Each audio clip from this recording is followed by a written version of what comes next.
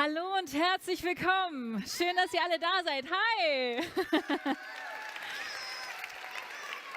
Herzlich willkommen zum großen Finale des Song Contests Dein Song für eine Welt. Wir sind hier im wunderschönen Basecamp in Bonn live und wir begrüßen auch alle, die live mit dabei sind im Livestream. Schön, dass ihr heute mit hier seid. Ich werde das Ganze heute teilweise auch auf Englisch übersetzen, weil wir haben eine internationale Zuhörerschaft. Von daher bitte nicht wundern. So we're happy to welcome all of you at home, maybe via the live stream. It's the finale, the big finale of the song contest, One World. And yeah, hello to everybody all around the world.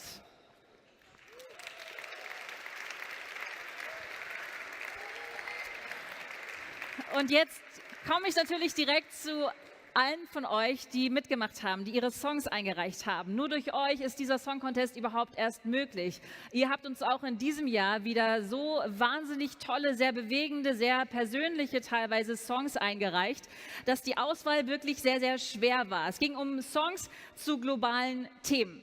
Thank you for all the amazing songs concerning global topics. So we're very thankful for all your ideas, for your personal stories, and we're glad that you send your song ideas to us. Neben den ganzen Teilnehmenden, neben euch, sind natürlich für so eine Veranstaltung extrem viele Menschen auch hinter den Kulissen sehr wichtig. Deshalb möchte ich diesen Moment gerne nutzen, um mich bei den Veranstaltern zu bedanken, bei den ganzen Partnern. Einen großen Dank geht auch an das Bundesministerium für wirtschaftliche Zusammenarbeit und Entwicklung, an Engagement Global, denn der Song Contest ist eine Begleitmaßnahme des Schulwettbewerbs zur Entwicklungspolitik. Also einmal bitte einen ganz, ganz großen Applaus für alle Menschen hinter den Kulissen.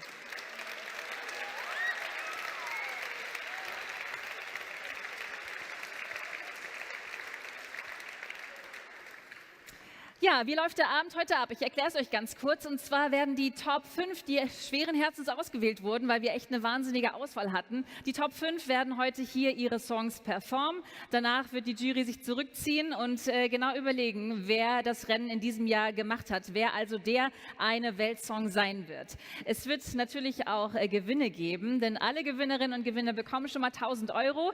Der erste Platz, der bekommt dann noch ein zusätzliches Musikvideo, eine tolle Produktion und ist gleichzeitig auch die Hymne des diesjährigen Schulwettbewerbs zur Entwicklungspolitik.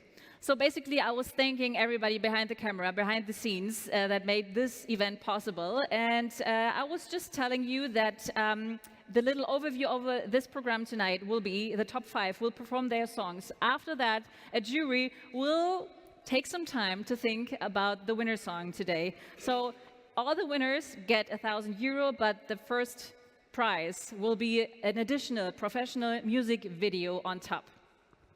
Ich habe es gerade schon mal gesagt, es werden viele Menschen auch hinter den Kulissen benötigt, viele starke Partner und deshalb freue ich mich jetzt sehr auf meine erste Gesprächspartnerin hier oben auf der Bühne. Einen großen Applaus für die Unterabteilungsleiterin im Bundesministerium für wirtschaftliche Zusammenarbeit und Entwicklung, Constanze Neher. Please welcome Deputy Division Chief at the Federal Ministry for Economic Cooperation and Development of Germany. I did it, Constanze Neher.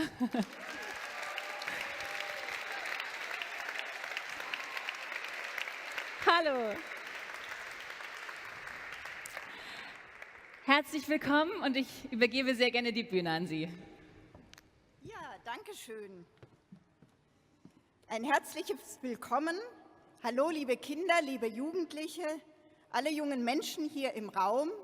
Ich habe die Ehre, euch alle hier heute begrüßen zu dürfen im Namen des Bundesentwicklungsministeriums.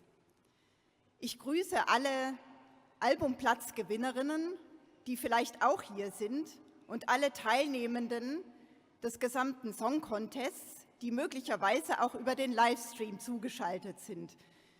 Ich begrüße das ganze Publikum hier vor Ort. Ich habe auch gehört, Freunde und Verwandte sind da, nämlich wir haben hier heute die 5 Finalistinnen, die Jess hat es eben schon angekündigt, und ihr habt auch eure Freunde und Verwandten mitgebracht. Ich finde es toll, dass ihr es hier nach Bonn gefunden habt, hier in das tolle Basecamp, und freue mich sehr darüber.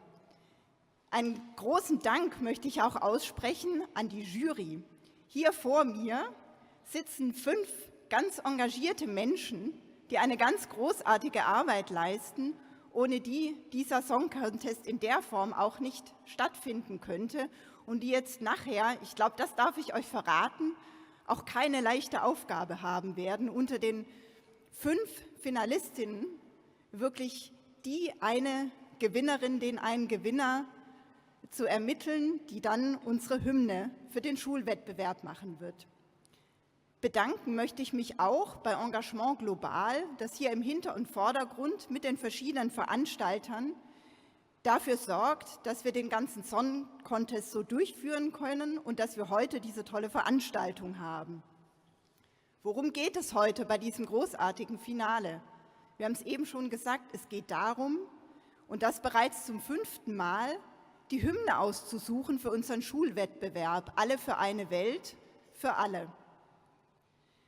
Und es ist ganz beeindruckend, wie viele Teilnehmende wir dieses Jahr an diesem Song Contest hatten.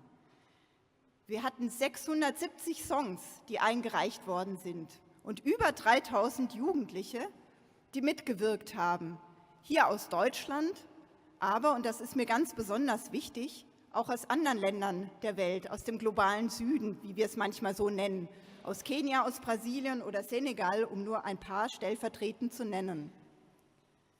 Ich habe mir so ein bisschen reingehört, schon in eure Songs, um so eine Idee zu kriegen, und ich habe gemerkt, da sind ganz starke Botschaften drin.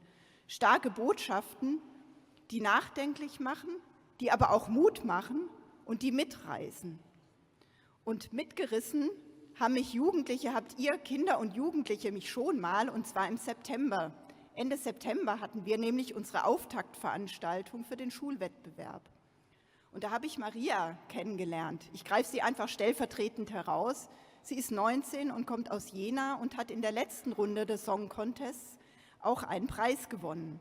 Und sie hat sich da mit einer ganz unglaublichen Selbstverständlichkeit hingestellt und hat über Nachhaltigkeit gesprochen, hat darüber erzählt, wie sie die Welt verändern möchte und hat gesagt, Mensch, ich beschäftige mich damit, wie man in der Textilbranche Kleidung aus alt neu machen kann. Das war das Thema ihres Songs. Und sie hat dann nachher zu allen Jugendlichen gesagt, Mensch, ich kann euch nur sagen, macht mit, das hätte ich nie so gut gekonnt wie sie. Der Song Contest ist für euch eine ganz tolle Plattform, eure Meinung auszudrücken und in die Welt zu tragen und im wahrsten Sinne des Wortes euren Gedanken, vielleicht auch euren Ängsten, euren Sorgen eine Stimme zu verleihen, gehört zu werden. Jetzt zu den 5 Finalistinnen. Die Jess hat es eben auch schon gesagt.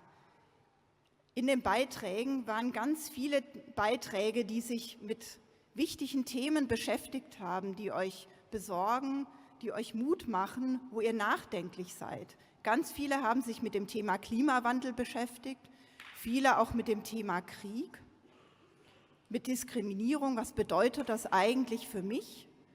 Und unter diesen vielen Beiträgen sind 5 ausgewählt.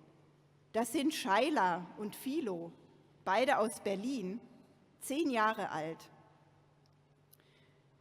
Sie rufen zum Klimaschutz auf und zum friedlichen Zusammenleben. Und sie singen, Kinder der Welt, hört nicht auf zu rebellieren. Es ist 11:55, es muss endlich was passieren. Oder da ist Marusha aus der Ukraine. Sie ist geflüchtet und erzählt uns vom Krieg in ihrem Heimatland. Es ist eine ganz bewegende und sehr persönliche Ballade, die so ziemlich unter die Haut geht. Sie erzählt vom Schmerz, von den betroffenen Menschen, aber sie macht auch Mut, weil sie singt, ihr seid mit euren Ängsten und Gefühlen nicht allein. Reingehört habe ich auch in den Beitrag von Nele und von Josie aus Arnstadt. In ihrem Song A Letter to My Girl beschäftigen sie sich mit den Auswirkungen von Diskriminierung und Rassismus auf ihr Selbstwertgefühl. Sie rufen zu einem respektvollen Miteinander auf. Auch Ildiko beschäftigt sich mit dem Thema Krieg. Sie fragt, was macht Krieg eigentlich mit Menschen? Was macht Krieg mit Soldaten, Frauen und Kindern? Und Lius aus Berlin hat auch noch eine ganz ausdrucksvolle, inhaltsstarke Botschaft für uns. Er hat sich mit dem Thema menschliche Ausbeutung, mit Ungleichheiten auseinandergesetzt, mit Hungerlohn und fordert uns auf, aktiv zu werden. Ich denke, dieser Einblick zeigt uns allen, wie wichtig es euch ist, mit globalen Themen euch zu beschäftigen und eure Zukunft selbst in die Hand zu nehmen und gestalten und uns Erwachsenen auch Botschaften mitzugeben.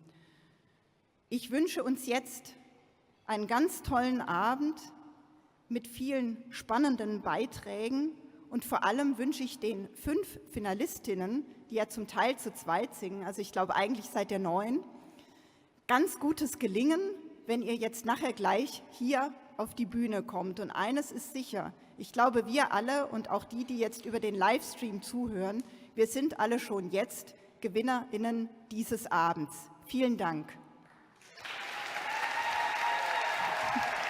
Vielen Dank. Das waren ganz liebe Worte, Frau Neher. Vielen Dank.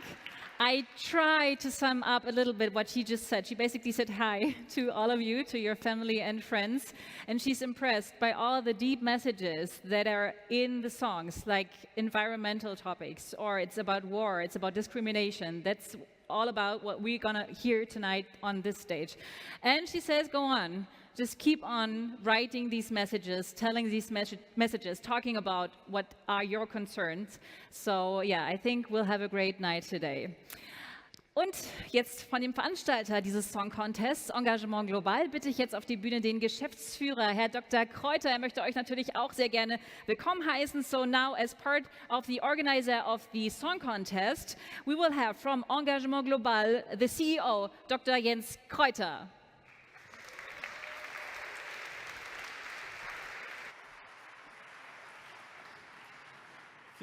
Vielen Dank, liebe Frau Neher, für Ihre freundlichen Worte.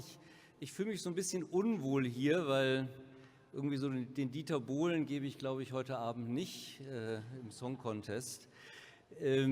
Uns ist es wichtig, am Anfang dieses spannenden Abends nochmal deutlich zu machen, dass wir beides hier haben wollen. Viel Spaß, daran habe ich keinen Zweifel. Allein das Ankommen hier zu sehen, wie die vielen Jugendlichen und alle anderen, die hier sind, aufgeregt sind und auch vorher reinzuhören in die Songs, das ist kein Problem. Aber eben gleichzeitig einen Inhalt zu verbinden. Wir machen nicht einfach irgendeinen Song-Contest, es war nicht jedes Thema eingeladen, sondern wir machen einen Song-Contest für eine Welt. Und das Spannende ist tatsächlich, wie ihr euch Gedanken gemacht habt zu diesem Thema. Und deswegen ist es uns wichtig, am Anfang dieses Abends einmal das auch noch zu würdigen und deutlich auszusprechen. Ich begrüße auch alle ganz herzlich, die Gewinnerinnen und Gewinner, die 5, die auftreten, sind ja schon, so eine ganz enge Auswahl. 674 Songs sind eingereicht worden, also ihr seid das Top 1%. Wir begrüßen die Zuschauerinnen hier im Basecamp und natürlich auch alle an den Bildschirmen im Livestream.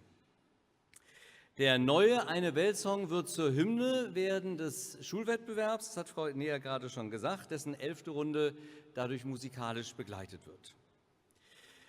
Wir haben ein Zitat rausgesucht, ein ganz altes Zitat. Franz von Assisi hat einmal gesagt, schon ein ganz kleines Lied kann viel Dunkel erhellen. Das passt zur Adventszeit, die Juden feiern Chanukka, dunkle Zeit des Jahres, Lichter spielen eine große Rolle. Es passt auch zur aktuellen politischen Weltlage. Wir werden gleich 5 eindringliche, kann vielleicht sogar sagen intime Songs hören, die auf der einen Seite Emotionen wecken, auf der anderen Seite wichtige Denkanstöße geben und andere Perspektiven aufzeigen. Die Themen der eingereichten Songs, aller eingereichten Songs, haben ein riesiges Feld umspannt und doch gibt es dieses Jahr 2 Schwerpunkte. Das eine war Krieg und Frieden und das andere der Themenbereich Klimakrise und Klimawandel. Auch die Themen Ungleichheit, Rassismus und Ausbeutung spiegelten sich in den Gewinnerbeiträgen wider. Wir Erwachsenen, und jetzt nehme ich das nochmal ernst, dass ich eine andere Rolle habe als die gleich hier auf der Bühne spielen und singen werden. Wir Erwachsene entnehmen den diesjährigen Beiträgen den Auftrag, uns auf verschiedenen politischen und gesellschaftlichen Ebenen für Frieden, Gerechtigkeit, für Gleichheit sowie die wichtigen Transformationen für Umwelt- und Klimaschutz stark zu machen. Den Anwesenden und den zuhörenden jungen Menschen möchte ich ganz ausdrücklich mitgeben, dass ihr eure Stimme erheben sollt und dass ihr unbequem sein dürft und unbequem sein sollt. Das ist nicht selbstverständlich. Es gibt sicherlich viele Länder in der Welt, wo jemand, der auf der Seite der Regierung steht, nicht sich vor junge Leute stellt und sie bittet, unbequem zu sein. Ich bin sehr froh, in einem Land zu leben, wo das möglich ist und wo wir euch bitten, unbequem zu sein, uns Dampf zu machen, der Politik Dampf zu machen und mit leisen, manchmal auch mit lauten, aber auch mit nachdrücklichen Tönen und Worten, wie wir sie heute hören werden, eure Stellung deutlich zu machen.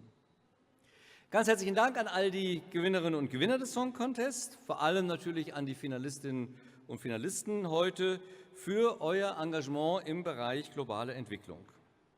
Mit euren Worten, mit euren Reimen, mit eurer Musik, mit eurer Kreativität seid ihr wichtige Vorbilder für andere junge Menschen. Ihr zeigt, dass es sich lohnt, den Song Contest als Plattform zu nutzen, um die eigene Botschaft für die eine Welt möglichst vielen Menschen zuteil werden zu lassen. Ganz herzlichen Dank an die Jurymitglieder hier vorne, wichtigsten Leute heute. Toll, dass Sie, ja genau, einen Applaus bitte für die Jury.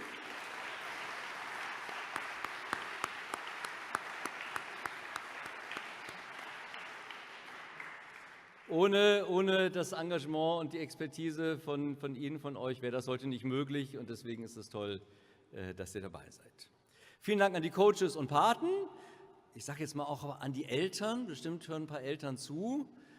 Überrascht eure Eltern mal und dankt ihnen nachher, vielleicht auch Lehrerinnen und Lehrern. Das sind so Leute, die relativ selten ein Danke hören, aber ohne sie und ohne euch wäre natürlich das alles nicht möglich. Ja, auch dafür.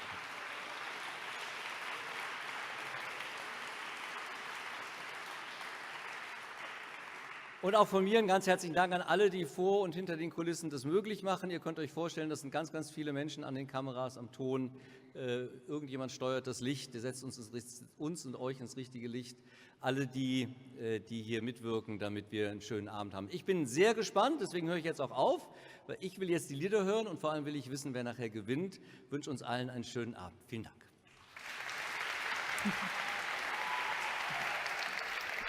Vielen Dank, Herr Dr. Kreuter. Sie machen es mir nicht leicht, Sie zusammenzufassen, ehrlicherweise, bei so vielen schönen Worten. Ich versuche es trotzdem. A very short summary. He just said this is not a regular song contest that you can see anywhere. It's a song contest based on songs that are about the one world, about your songs. And he basically said that even a short song can light up the dark. So your voices are very important. And yeah. He wants to know who will be the winner song today, and he mentioned also the jury. Und genau dazu kommen wir jetzt auch, denn bevor wir zu der lieben Jury kommen, möchte ich noch ganz kurz den Moment nutzen, um anderen Unterstützerinnen und Unterstützern Danke zu sagen, denn die gibt es auch schon seit vielen, vielen Jahren, auch wenn sie teilweise heute nicht hier sein können.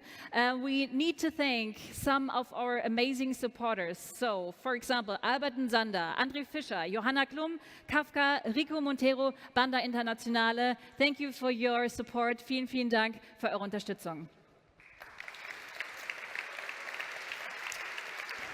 Herr Dr. Kreuter hat es gerade schon erwähnt. Sehr, sehr wichtige Personen sitzen hier vorne in der ersten Reihe. Das ist nämlich unsere diesjährige Jury, die ich jetzt auch zu mir auf die Bühne bitten möchte. Kommt gerne hoch zu mir. They have a big decision to make today, so please welcome the jury of tonight's event. Klaus Schilling, der Bundeskoordinator der UNESCO-Projektschulen. Hallo Klaus. Natalie Bonds, Sängerin und Songwriterin. Ihr könnt weiter klatschen. Claudia Wanner, Pressesprecherin, Verband Deutscher Musikschulen e.V. Silke Bell, Landeskoordinatorin Bildung für nachhaltige Entwicklung am Hessischen Kultusministerium. Und Dave Davis, Comedian, Kabarettist und Musikproduzent. Schön, dass ihr da seid. Klaus, ich fange mal mit dir gleich an. Worauf freust du dich heute Abend besonders? Tolle Lieder, ein Spirit für die eine Welt und den Mut und die Freude dieser Community. Das ist einfach wunderbar. Es ist ein tolles Ereignis. Definitiv. Ich gebe das Mikrofon einfach mal weiter. Natalie, du bist es gewohnt, auf der Bühne zu stehen. Was kannst du vielleicht allen Teilnehmerinnen und Teilnehmern heute mitgeben für ihren großen Moment hier auf der Bühne? Seid einfach ihr selbst, habt Spaß, atmet vorher nochmal durch und dann rockt das Ding so richtig. Das kann ich euch auf den Weg geben. Sehr gut. Liebe Claudia, was erwartest du von heute Abend? Ich bin sehr gespannt auf die Aufführungen und ich freue mich sehr drauf und ich zolle allen einen ganz großen Respekt, die hier auf die Bühne gehen, was sie schon alles geleistet haben und was sie jetzt auch alles heute zeigen werden. Also ganz viel Erfolg allen. Silke, du bist ja, darf ich sagen, alter Hase, was den Song Contest angeht. Das heißt, du hast schon mal eine Runde mitgemacht. Ist es schwer, dich heute zu überzeugen? Womit kriegt man dich? Einfach eine ganz kleine Frage und ich bin sofort dabei. Die Teilnahme hier an der Jury und die Teilnahme an dem Event, die machen einfach unglaublich Spaß. Ja. Und die tägliche Arbeit in einer Behörde macht auch unglaublichen Spaß, aber Abende wie diese, die ragen da schon deutlich raus. Ist toll, wieder hier zu sein. Eine schöne Sehr gerne Abwechslung. immer wieder. Schön, dass du da bist, Silke. Danke. Dave Davis, was macht für dich einen guten Gewinnersong aus? Ein guter Gewinnersong ist, also ich liebe ja Melodien. Ja. Ich glaube, ein guter Song ist ein guter Song. Da spielt es eigentlich ist gar nicht so groß, was für ein Genre es ist. Gute Melodien und das kombiniert mit einem guten Text. Und was ich sagen wollte, weil es muss man sagen, ich bin Jahrgang 73, also ein alter schwarzer Mann. Und ich kenne das einfach, dass immer gesagt wird, dass die Jugend von heute nichts mehr macht und gar nicht engagiert ist. Und ich finde das eigentlich ziemlich cool, denn ich glaube, da wächst tatsächlich eine neue Generation an, die wirklich Teilhabe hat und sich irgendwie einbringen möchte. Und ich glaube, dass die Alten das so sehen, dass da nichts ist. Aber wenn ich hier so bin, dann sehe ich, ja, da geht was. Vielen, vielen Dank. Das hast du recht. Ja. Ich glaube, da kann die Vorjury auch ein Lied von singen, die über 600 Songs gehört hat von ganz vielen jungen, engagierten Menschen, die Songs eingereicht haben. Ihr werdet es nicht leicht haben heute Abend, das kann ich euch versprechen. Deshalb drücken wir euch auch die Daumen für heute Abend. Nochmal einen großen Applaus für unsere tolle Jury. Vielen Dank.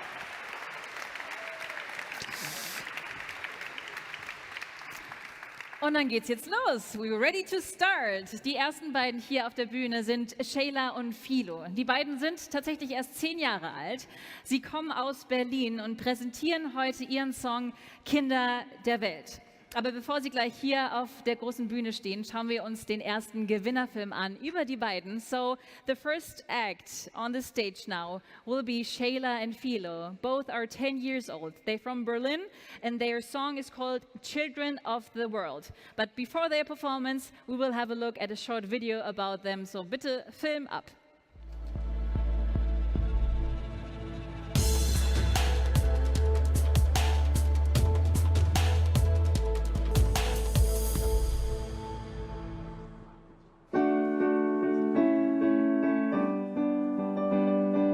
Mein Name ist Shayla Jolie, ich bin 10 Jahre alt, komme aus Berlin und bin Schülerin. Ich bin Philomena Mohling, mein Spitzname ist Philo.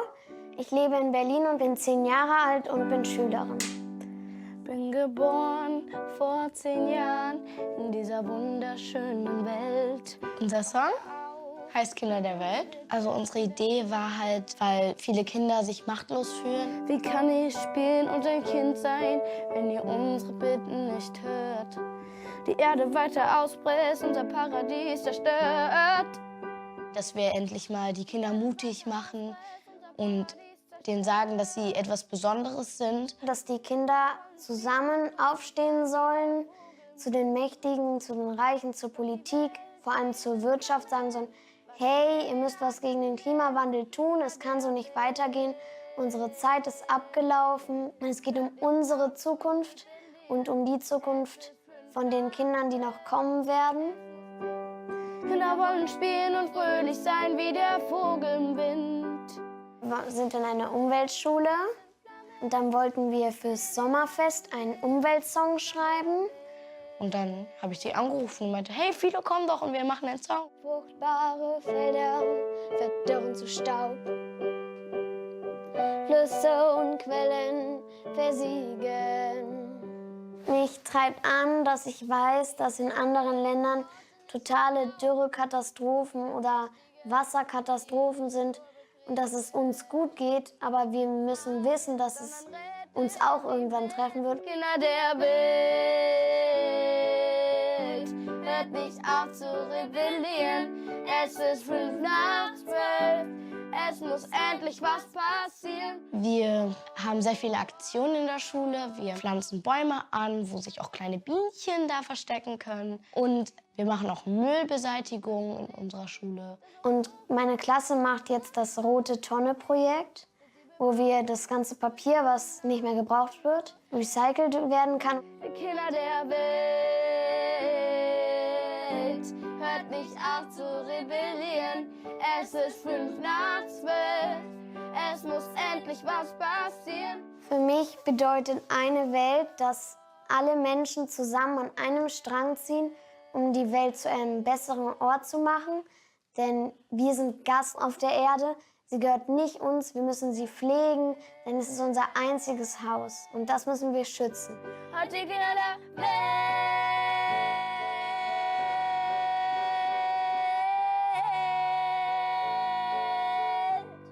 hört die Kinder der Welt.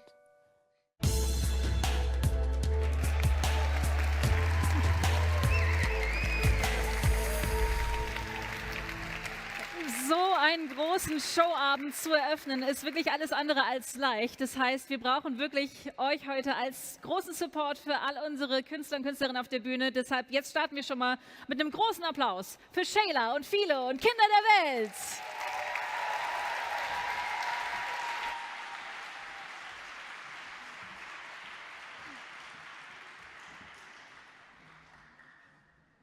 Mann, bin ich aufgeregt.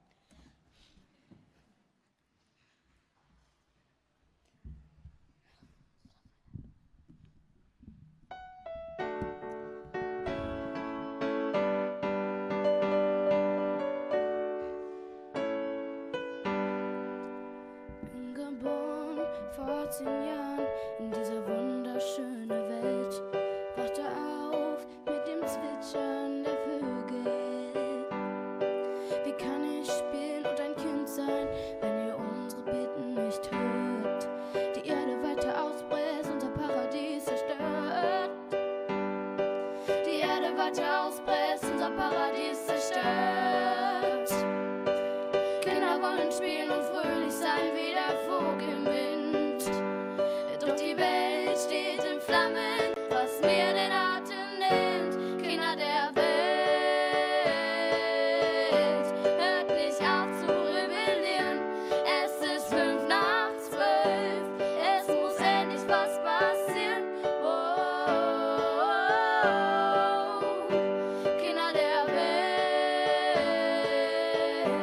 hört nicht auf zu klagen, aufzustehen und Alarm zu schlagen. Unser Planet wird zur Wüste, lass uns die Erde reparieren. Fruchtbare Felder verdorren zu Staub, Flüsse und Quellen versiegen. Versteht mich, dass ich den leeren Worten nicht mehr glaub. Zu viele Mächtige, die sich nur bekriegen. Millionäre der Welt, bitte hört doch, was ich sag. Eine tote Erde macht auch euch bitter arm. Ihr habt es in der Hand, bitte nehmt euer Geld. Bitte fliegt nicht in das All, sondern rettet die Welt. Kinder der Welt, hört nicht auf zu rebellieren. Es ist 11:55, es muss endlich was passieren. Oh, Kinder der Welt, hört nicht auf anzuklagen, bis Regierungen und Reiche reagieren. Nervt sie weiter mit euren Fragen, bis sie vor der Wahrheit kapitulieren. Die Erde ist unser einziges Haus. Helft uns doch, ihre Wunden zu flicken. Müssen neu anfangen und sie wieder neu aufbauen. Wollen nicht an den Giften ersticken. Seht ihr nicht, wie ihr schöpft und zerstört die Erde ist? Hey, ihr sollt sich doch nur bucken. Weißt du nicht, dass auch du nur Gast auf ihr bist? Soll sie bewahren für die Kinder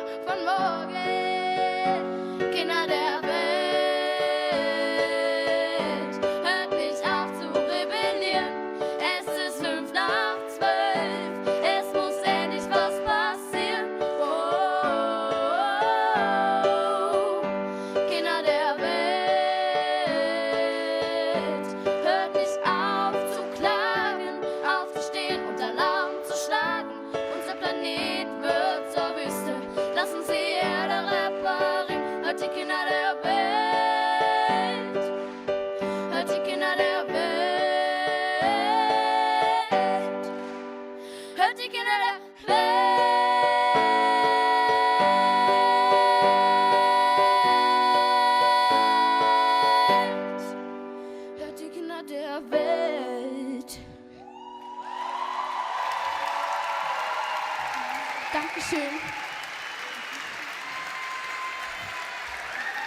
Sie sind 10. Das ist der absolute Wahnsinn, ihr zwei. Kommt mal her, kommt nach vorne zu mir. Geschafft. Genießt es, euer Applaus. They're 10 years old. Incredible, incredible. Ihr habt es geschafft und es hätte kein besseres Opening geben können für heute Abend. Es ist nicht leicht, den Start zu machen, aber wie erleichtert seid ihr? Wie hat es euch gefallen? Es hat mir sehr gefallen, dass ich also diesen Song mit euch teilen konnte. Und ich bin auch sehr erleichtert und, und auch ein bisschen durch. Sehr ehrlich, das ist schön. Wie war es für dich? Ich bin auch sehr erleichtert, dass wir es geschafft haben. Und ich bin froh, dass so viele Leute hier sind, an denen wir unsere Botschaft teilen konnten. Sehr, sehr schön. Wir nehmen viel mit von eurem Song. Und das Gute ist, ihr könnt euch jetzt hinsetzen und den Abend einfach nur genießen. Aber ich möchte mal Silke stellvertretend von der Jury fragen, wie ist dein Eindruck? Wie war der Start in den heutigen Abend mit den beiden? Der war absolut überwältigend. Ein riesengroßes Kompliment, Sheila und Philo, an euch beide. Kompliment dafür. Ihr habt mit euren 10 Jahren ganz viel kapiert, was so viele von viel, viel größeren und Erwachsenen einfach nicht kapieren möchten. Ihr habt in eine ganz klare Message gepackt und die ganz klar formuliert und vorgetragen und das Ganze auch noch mit 2 Wahnsinnsstimmen in einen tollen Song gebettet. Ich bin überwältigt und gratuliere euch ganz herzlich. Glückwunsch. So, Silke is amazed. She loved the song. And she said, that's the good thing about young people. They just tell what's on their heart. That's sometimes something that adults don't want to hear, but they just said it and they did amazing. She was overwhelmed and I think everybody was. Wir sind alle begeistert von euch. Noch einen großen Applaus für euch. Vielen Dank, Sheila und Philo. Könnt gerne wieder runter. Sehr gut. Wow. Und ich kann euch eine Sache versprechen, es geht genauso weiter und das den ganzen Abend. Also schnallt euch an. Wir machen nämlich direkt weiter mit Act Nummer 2 und zwar kommen wir jetzt zu Maschuka. Sie ist 14 Jahre alt, sie kommt aus Neuhausen im Erzgebirge, aber ursprünglich kommt sie aus der Ukraine. Ihr Song heißt übersetzt Zum Licht und mehr werdet ihr gleich in dem Film erfahren. So now we're happy to have Maschuka or Masha on the stage in a couple of minutes. Her song would be To the Light, translated into English. She lives at the moment in Neuhausen and she came to Germany as refugees with her family from the Ukraine. So it's going to be very emotional, but now we have a look at her movie. Und ich würde vorschlagen, die Technik, die braucht immer so ein kleines Keyword, so ein kleines Zeichen, damit sie die Filme abfährt. Und ich würde sagen, ihr müsst das heute Abend für mich übernehmen. Also ich sage 3, 2, 1 und ihr schreit ganz laut Film ab, okay? 3, 2, 1.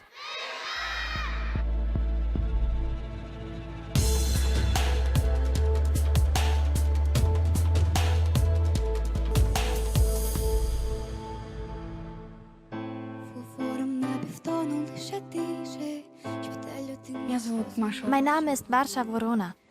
Ich bin 14 Jahre alt. Zurzeit lebe ich in Deutschland, in Neuhausen. Und in der Ukraine habe ich in Slawiansk gelebt. Ich bin an einer ukrainischen Online-Schule in der 9. Klasse und hier in Deutschland in der 8. Mein Song heißt Zum Licht. Das Lied hat sich ganz von allein geschrieben. Ich habe gar nicht darüber nachgedacht, was ich schreiben soll. Ich habe eben gesehen, was um mich herum in der Welt passiert und dann habe ich einfach nur gesungen. Meine Seele hat den Text geschrieben, nicht mein Kopf. Дитини батька забрали на війну. У багатьох немає навіть свого дому. Нам залишається дивитись темну чужину. Meine Gefühle, als wir nach Deutschland gekommen sind, wie ich alles erlebte, diese Gefühle stecken in meinem Lied. Auch die Gefühle anderer Menschen um mich herum. Musik habe ich schon als Kind gemacht, seit ich 5 oder 6 war, damals in der Ukraine. Zuerst Klavier, dann eine Gesangsausbildung. Ich bin bei den Events an der Musikschule aufgetreten, habe auf verschiedenen Konzerten mitgesungen und bei Wettbewerben mitgemacht. Участвовала в конкурсах.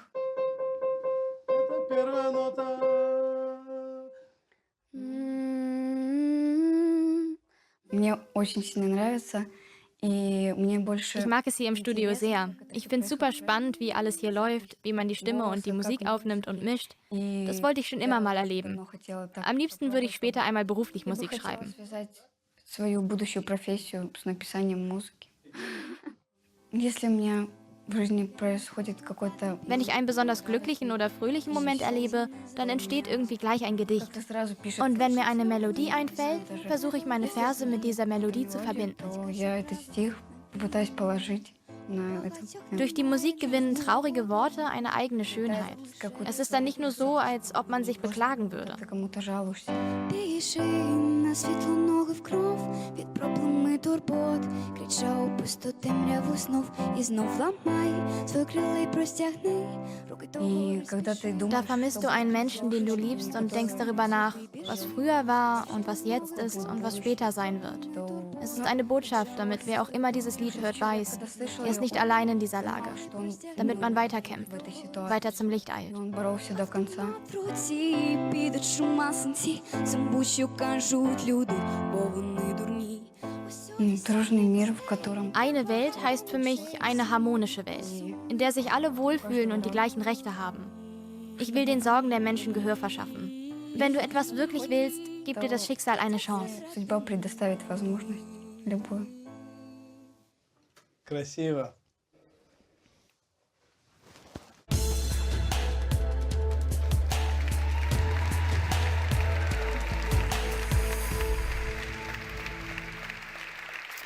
Macht euch bereit für Gänsehaut.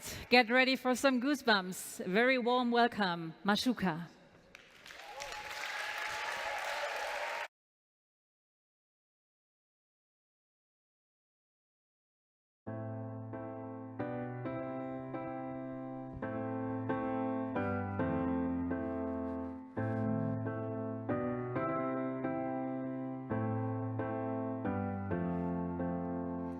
Знов говорим на півтону лише тише, щоб та людина зрозуміла, що вона не та. По полюбляєм пліткувати більше і більше, в нашім серці не залишилось краплі добра. Отже, знову якось дивно повелося, дитину збрали на війну.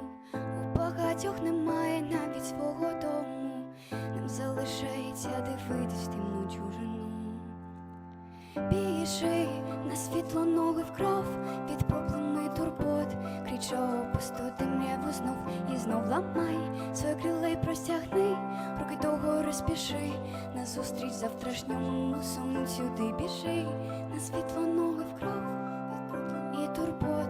Крича у пусту темряву знов і знов ламай своє крила й простягни руки до гори спіши назустріч завтрашньому сонцю. Ти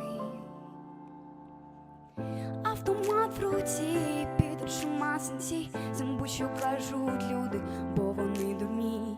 Усюди сотні вістей, так багато ночей, самотніх і сумних, а думки в голові.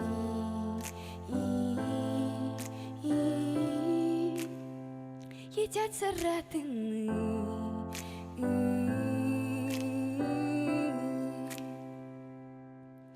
Біжи на світло ноги в кров від проблем і турбот.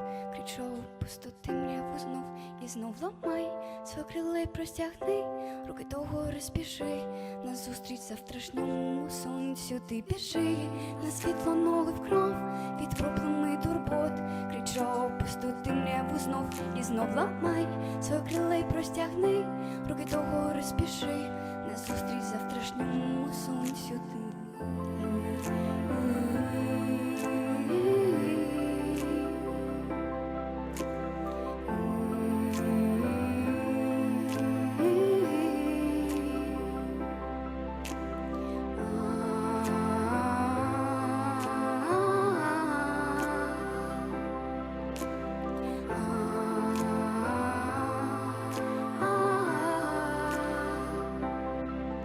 Біжи світло ноги в кров від проблем і турбот. Кричав пустоту мряву знов і знов ламай свої крила й простягни, руки до гори спіши, назустріч завтрашньому сонцю ти.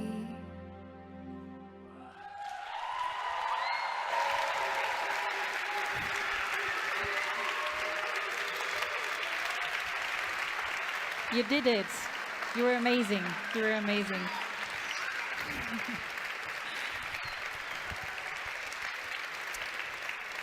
Mascha, das war wunderschön. Man hat das so gespürt, was du gerade singst.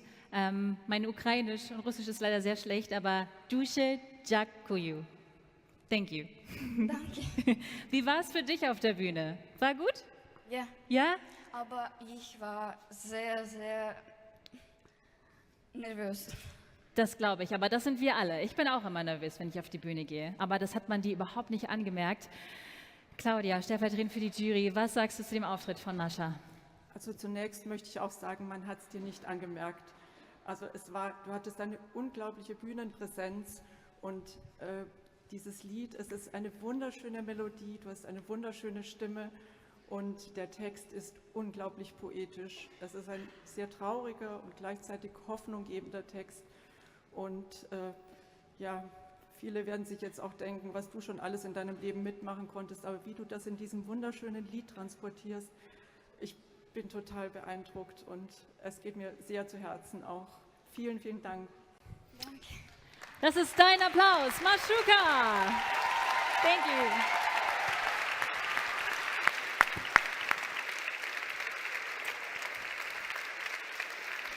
Ich glaube, ich habe euch nicht zu viel versprochen. Genauso geht's weiter, denn wir kommen schon zu unserem nächsten Act und das ist ein Musikerinnen-Duo aus Arnstadt. Es sind Nele und Josie. Beide sind 18 Jahre alt und sie haben den Song A Letter to My Girl geschrieben. Es geht in diesem Song um die Auswirkungen von Diskriminierung und Rassismus auf den Lebensalltag von ganz, ganz vielen Menschen. So our next act on the stage will be a ladies duo from Arnstadt. Their names are Nele and Josie. They're 18 and 19 years old, I guess. And their song is called A Letter to My Girl. It's a very intense song because it is about the impact of discrimination and racism on the everyday lives of many, many people. Und wie immer gibt es auch jetzt einen Gewinnerfilm und er kommt in 3, 2, 1.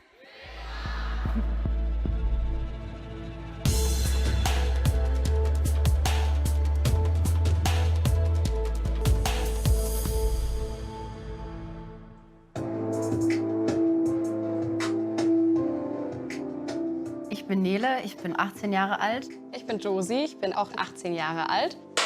Wir kommen beide aus Arnstadt und ich mache momentan mein FSJ am Theater.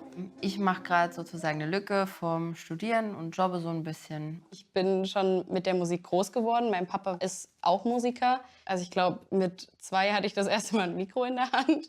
So früh hat es für mich auch nicht angefangen, aber auf jeden Fall durch die Jugendband von der Kirche, da waren wir immer mal unterwegs oder einfach Musikschule. Unser Song heißt A Letter to My Girl. How can I survive, Mom? Please tell me, how did you survive? Super, mega flüssig. Genau. Hat du gut gemacht. Ursprung oder Schwerpunkt des Songs ist sozusagen Fremdenfeindlichkeit, Rassismus, auch im Alltag und wie sich das auf die Menschen auswirkt, die das erfahren.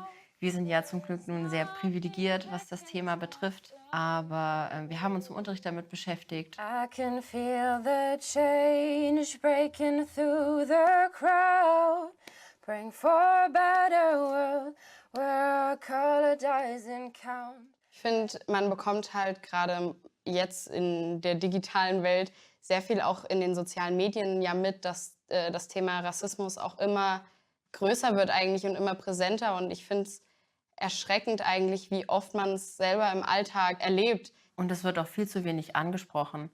Dann, los geht's. I am most uncomfortable with the way they look at me. Their faces say already so many things, Mom. Wir sind auf eine Seite im Internet gestoßen und da hat ein Vater einen Brief an seinen Sohn geschrieben und davon haben wir uns eben so ein bisschen inspirieren lassen. How can I survive, Mom? Please tell me, how did you survive? I can hear their voice even if they don't speak. Im Endeffekt ist das Ziel, dass sich in dieser einen Welt, die wir nun mal haben, jeder wohlfühlt. Also es ist diese eine Welt, die für jeden geschaffen sein sollte und wo jeder quasi einen Raum für sich hat, wo er sich wohlfühlt. Es ist nicht in Ordnung, einen Menschen für seine Hautfarbe, für seine Aussprache oder irgendwas anderes zu hassen oder ihn auszugrenzen. Und deshalb starten wir wirklich am Ende unseres Lieds den Aufruf, an die Welt offen zu sein und herzlich zu jedem. Here is what we would like for you to know. Between the world and our souls, there is nothing that can stop loving us whole.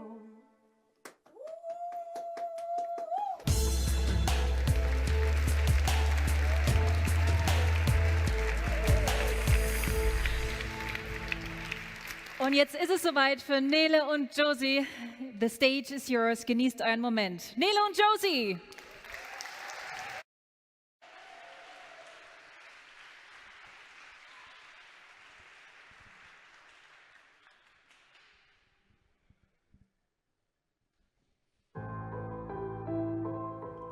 I'm most uncomfortable with the way they look at me. Their faces already say so many things, Mom. Why can't I live the same life they live? Why do they need to do this to me? What's wrong with me? I just want one more day without hearing things about my race or my language. I never want to spell my name again or try to explain in what kind of God I finally believe in. How can I survive, Mom? Please tell me, how did you survive? I can hear their voice even if they don't speak. Sometimes just thoughts can cut quite deep. Hurdles we overcome, reminders where we're from. Break free from hated chains and be proud of yourself.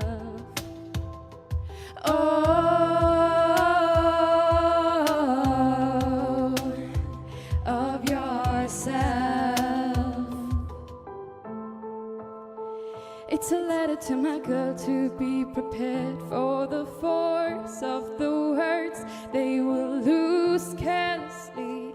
Here is what I would like for you to know. Between the world and your soul, there is nothing that can stop loving you whole.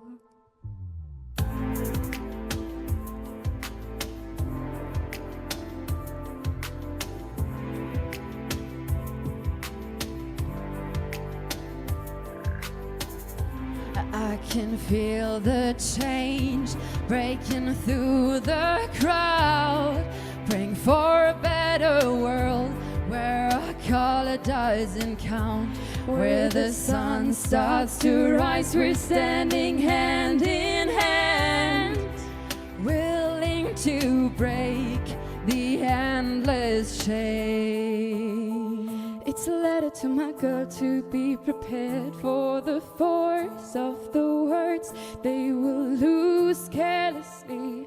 Here is what I would like for you to know. Between the world and your soul, there is nothing that can stop loving you whole.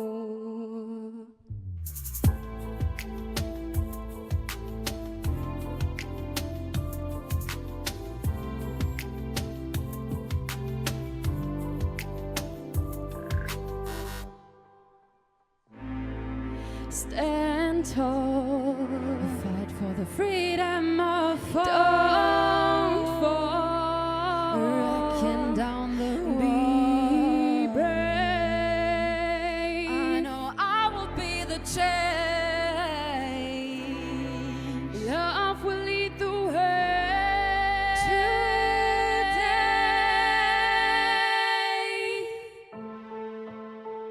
It's a letter to the world to be prepared for the force of the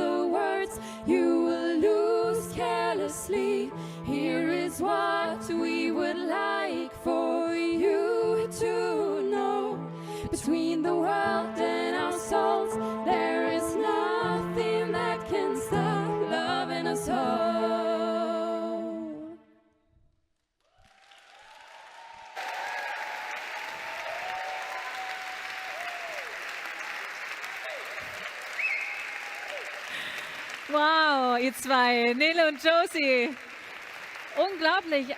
An der Stelle müsst ihr auch mal sagen, danke an die großartigen Coaches, die mit euch arbeiten und aus euch auf einmal Performance-Künstler, Künstlerinnen machen. Das ist ja unglaublich. Wie war das Gefühl, jetzt mal mit dem eigenen Song auf so einer Bühne zu stehen, vor ja doch schon relativ vielen Menschen? Es ging sehr schnell. Es war so schnell, aber es war mega cool und es hat auch zusammen mega viel Spaß gemacht. Also ich fand's mega.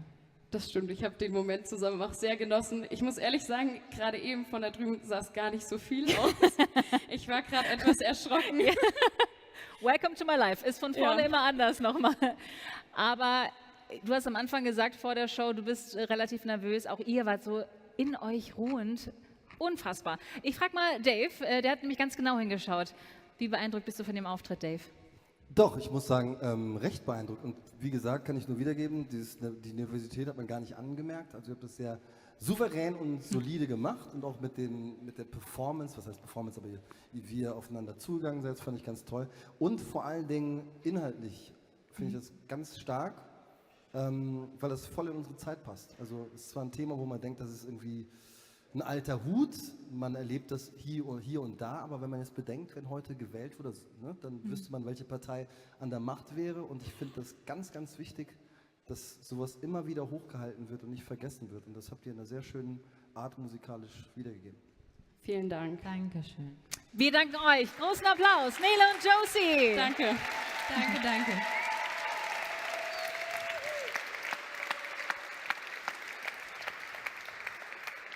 Es geht genauso weiter, ihr Lieben.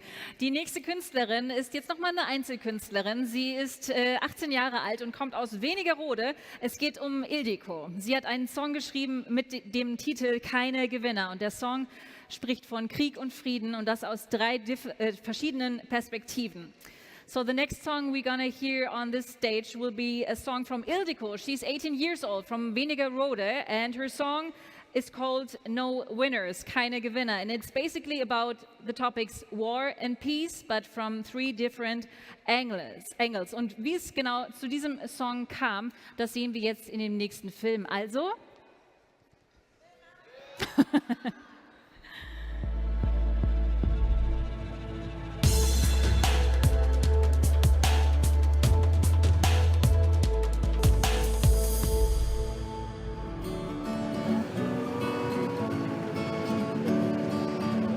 Ich bin Ildiko, ich bin 18 Jahre alt, ich komme aus dem Harz.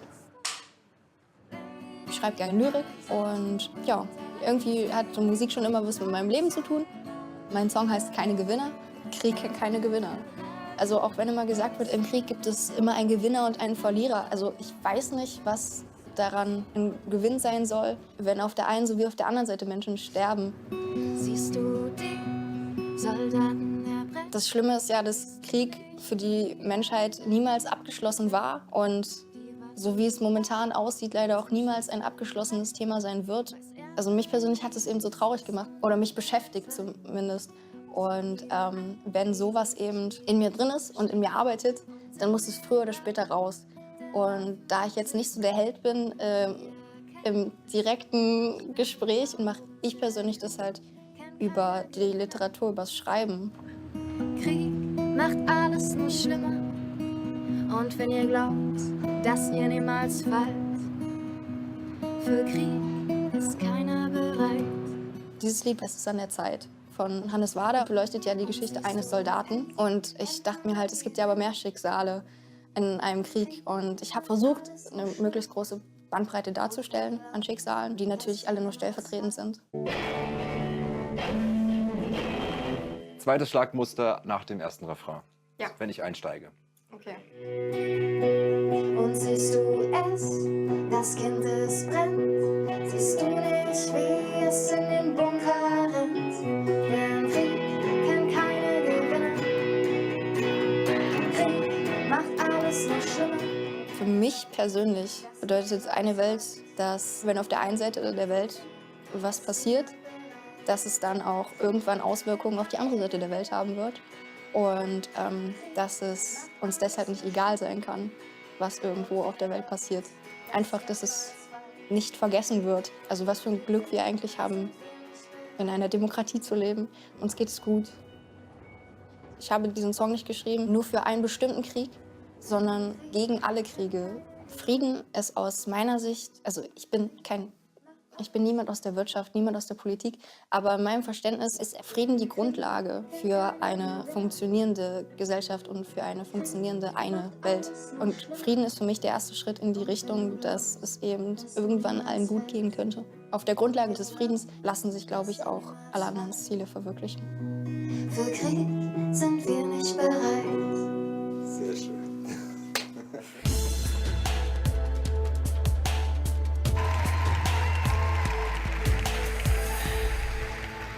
Da ist sie auch schon, Ildiko mit Keine Gewinner.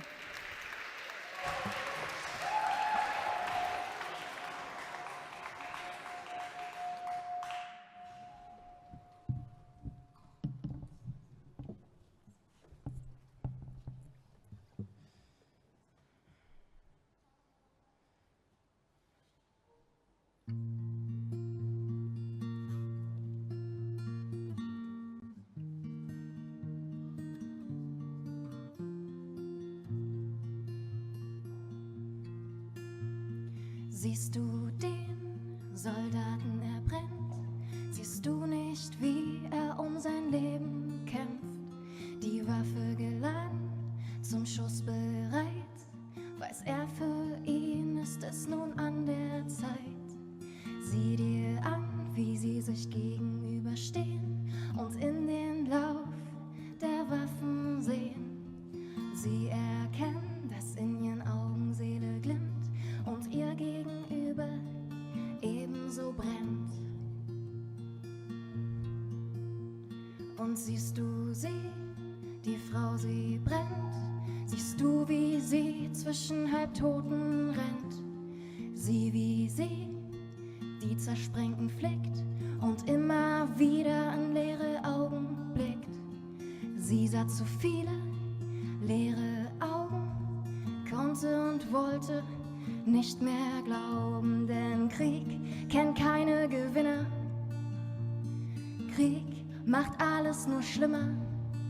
Und wenn ihr glaubt, dass ihr niemals fallt, für Krieg sind wir nicht bereit.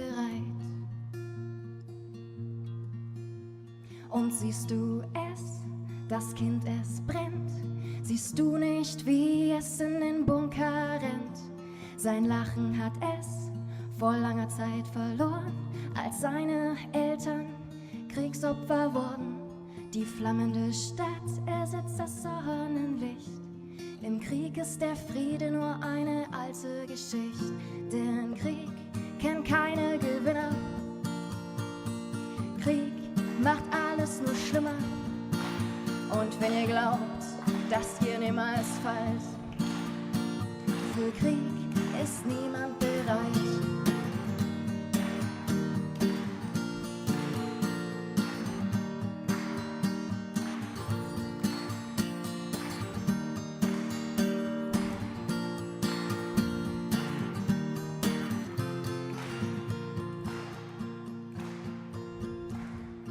Denn Krieg kennt keine Gewinner. Krieg macht uns alle nur schlimmer. Und wenn du glaubst, dass du niemals fällst, verlierst du zumindest immer dich selbst.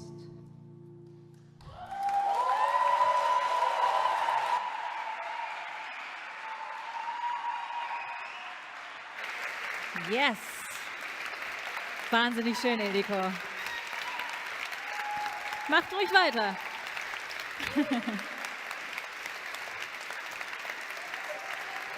Ildiko, ich weiß gar nicht, ob du das auch so mitbekommen hast, aber es war so unfassbar ruhig bei deinem Auftritt gerade. Da hinten ist ein Hardcore-Fan, ja, ich merke schon. Es war so ruhig hier gerade. Ich habe das Gefühl gehabt, wir waren Teil deiner Gedankenwelt. Das war ein ganz besonderer, intimer Moment gerade hier auf der Bühne. Wie war es denn für dich? Du hast am Anfang so ein bisschen deine Augen zugemacht. Konntest du es genießen? Ja, ich konnte es genießen, Ja? aber ich war innerlich sehr nervös. Auch hier hat man wieder nichts gemerkt. Ich habe mich ehrlicherweise kurz erschrocken, weil das Lauteste war das Knipsen von der Kamera des Fotografen. Ansonsten tolle Stimmung. Aber ich bin nicht die Jury. Klaus, das müsst ihr heute übernehmen. Hat Ildiko die Wahl für euch leichter gemacht gerade?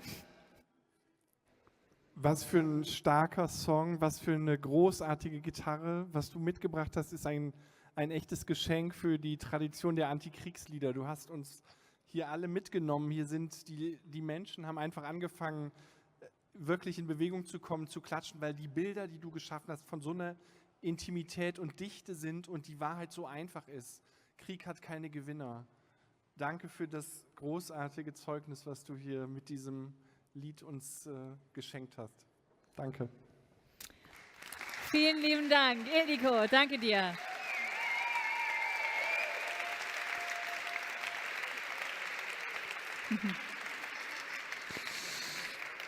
Ein Song haben wir noch, und zwar ist das der Song Zugpferde. Der kommt nämlich jetzt. Das ist der Song von Lius aus Berlin. Er ist 23 Jahre alt und in seinem Text spricht er die moderne Arbeitswelt an. Er spricht von Ausbeutung von Arbeitern und Angestellten, sowohl in Deutschland als auch im globalen Süden. Er thematisiert auch Kinderarbeit in Minen und die Auswirkungen unserer Produktion auf die Umwelt. Also ein richtig starkes Brett an der Stelle, ein starker Text. Sehr viele Worte, das werdet ihr gleich merken, aber gebt euch Mühe und hört ganz genau hin, was er zu sagen hat. Zugpferde, that's the song coming up now. It's written by Lius from Berlin. He's 23 years old, and the song is about the question of where our way of doing business and understanding economy is leading us, including hard issues like child labor in mines. Aber erstmal kommt auch sein Film und Leute, ich brauche euch noch einmal. 3, 2, 1.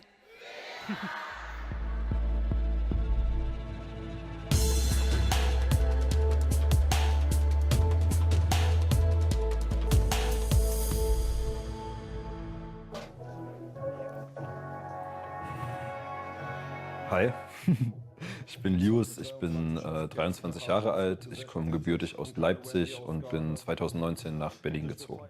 Ich arbeite aktuell bei einer Kommunikationsagentur. Lius, die Erste. 2023, scheiß auf Gangstergehabe, das wird Gesellschaftskritik und keine Wendy-Ausgabe. Ich mache Musik aktiv seit Ende 2020. Ich organisiere mich in einem Kollektiv mit 6 anderen KünstlerInnen zusammen. Ich bin aber auf der anderen Seite auch gerade dabei, mein erstes Album rauszubringen. Wir sind Zugpferde, systematisch vor den Flug gespannt. Schreibt zwar mit ruhiger Hand, doch Wut im Brand. Immer schneller, immer weiter hin zur Hegemonie. Die Scheuklappen zu groß, du kannst nicht sehen, was du ziehst. Die Peitsche trifft den Rücken. Glaub bei Gott, dass ich sterbe. Lass mich treiben bis zum Tod, so wie Postkutschenpferde. Mein Song heißt Zugpferde und es geht im Groben um die Ausbeutung der Arbeiterklasse. Die Hand, die uns füttert, ist doch jene, die die Peitsche schwingt. Augen sind geschlossen und wir leiden blind. Ich habe in der Reinigung angefangen und habe dort eine duale Ausbildung gemacht. Und ich habe dort eben super viele Leute kennengelernt mit sehr, sehr verschiedenen Schicksalen. Und das war so ein bisschen der Antrieb dazu, deren Perspektive in den Song zu packen und zu zeigen, was für eine Not dort auch herrscht. Menschen, die eben Existenzängste haben und auch so gefangen sind in der täglichen Arbeit und in diesem System, dass das Ausbrechen daraus eben auch einigermaßen unmöglich erscheint. Die Ausbeutung endet nicht mit Ladenschluss. Was ja durchaus auch ein globales Problem ist, eben nicht nur in Deutschland. Auf der anderen Seite sind wir immer noch in einer super privilegierten Position im Vergleich zu so vielen anderen Ländern. Tote für dein iPhone, ich kann meinen Zorn nicht halten. Kinder in der Mine, doch in keiner Mine Sorgesfalten. Fabrik in Bangladesch, Chemie in ihren Nüstern. Ich habe ja auch zum Beispiel Rana Plaza angesprochen. Es war der Einsturz einer Fabrik vor 10 Jahren und dort sind sehr, sehr viele Menschen eben gestorben. Und was man halt sieht, ist auch gerade aktuell sehr, sehr starke Proteste in Bangladesch gegen die Arbeitsumstände und aber auch zu zeigen, dass gerade durch Sachen eben auch wie Gewerkschaften, wenn man eben zusammenhält und sich für bessere Arbeitsbedingungen einsetzt und eben auch dafür kämpft, dass man dann durchaus auch Resultate erzielen kann. Alle lassen sich von Konzernen die Hufe beschlagen, verpesten unsere Luft, ist gerade nicht gut mit dem Atmen. Die ganze Welt ringt nach Luft, eine blaue Erde, eine Hoffnung, eine Lösung, endlich Freiheit für die Herde, wir sind Zugpferde. Ich glaube, dass uns viele dieser Problematiken zeigen werden, dass wir als Menschen, die wir uns aktuell sehr spalten in sehr extreme Lager, wieder mehr zusammenrücken müssen, anstatt uns gegenseitig voneinander wegzustoßen, uns abzugrenzen. Und das ist ja auch irgendwie der Gedanke hinter einer Welt, zu sagen, okay, wir sind verschiedene Völker, verschiedene Nationen, die aber gemeinsame Probleme haben, die wir auch nur gemeinsam lösen können. Yeah!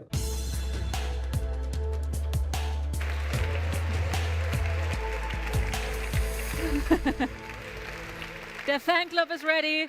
Riesenapplaus. Let's get ready für Leos und Zugpferde. Ja. Was geht?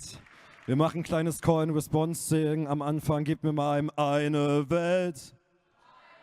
Gib mir eine Welt. Gib mir einen Song-Contest. Gib mir einen Song-Contest. Error, DJ Jan, kick it. Es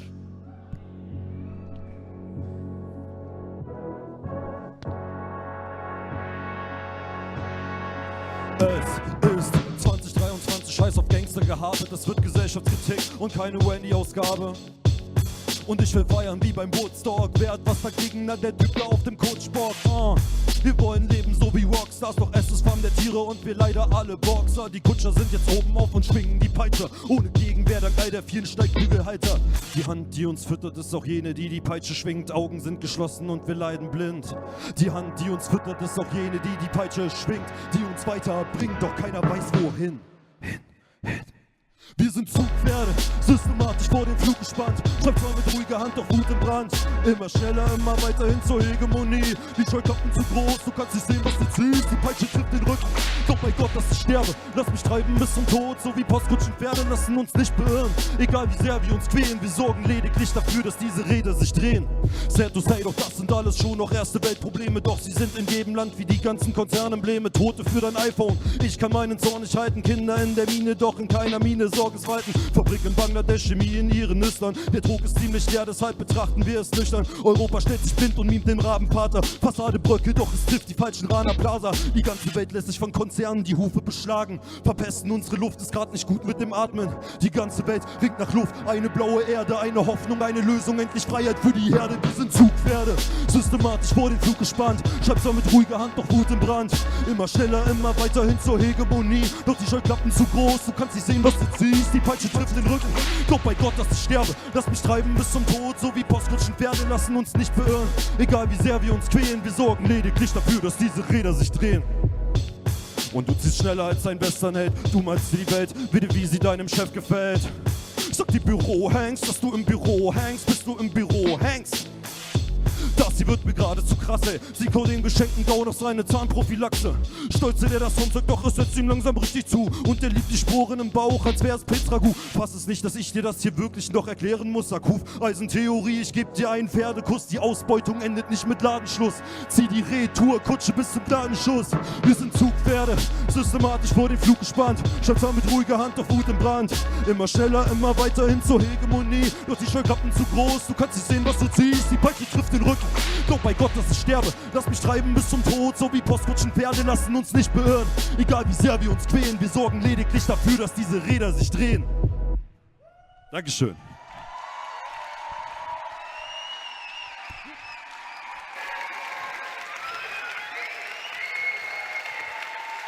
Respekt, Luis. Oh. Genieß es, dein Applaus. Und ich muss mal ganz kurz sagen, ihr könnt es hier nicht sehen, aber alle Teilnehmer und Teilnehmerinnen stehen da hinten in der Ecke und feiern jeden Act hier so ab. Und das finde ich mega, Leute, wirklich. Ihr seid eine ganz tolle Truppe. Die beste Top 5. Komm ruhig. Was für ein Auftritt. Du hast gleich die Menge so mitgerissen und man hat gesehen, auch die vielleicht tendenziell eher nicht so viel tanzen, waren so mit dem Kopf am Start. Ich hab's gesehen. Das ist so dieser Hip-Hop-Modus, der Kopfnicken da. Automatisch. Wie war es denn für dich auf der Bühne heute? Es hat super viel Spaß gemacht. Vielen lieben Dank fürs Mitmachen und vielen lieben Dank an die Technik. Ich finde den Sound wirklich überragend, deshalb Dankeschön dafür. Macht mega viel Spaß. Dankeschön.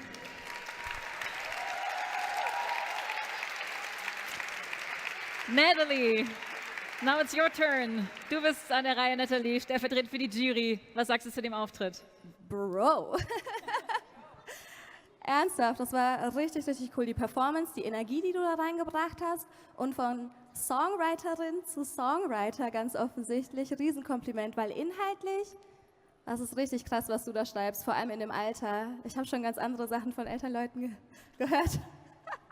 Die sind vielleicht nicht so auf den Punkt, aber die Metapher, die du da aufgenommen hast mit dem Pferd, also ich weiß nicht, wie es bei euch aussieht, aber man konnte richtig dieses Bild sehen mit dem Pferd, mit der Kutsche mit dem Peitscher und wie du auch Fakten eben mit reingenommen hast und nicht nur leeres Gelaber. Es war richtig, richtig cool. Und eine Sache muss ich noch sagen, ich liebe die ersten paar Zeilen, wo du quasi, wenn der Beat einsetzt, es ist jedem klar, es ist ein Hip-Hop-Song, aber du erzählst jetzt keinen Bullshit, sondern es geht jetzt um eine wichtige Sache und das lädt direkt zum Zuhören ein.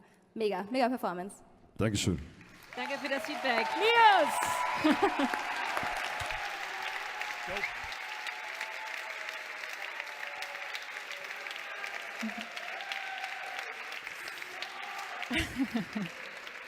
Wird noch ein bisschen gefeiert. So sorry for everyone who is not speaking German.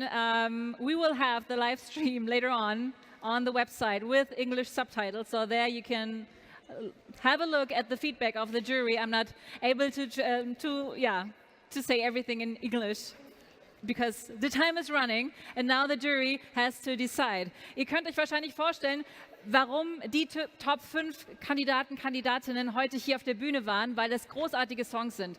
Es hat unfassbar viel Mut gekostet, die Songs zu schreiben, hier heute Abend aufzutreten.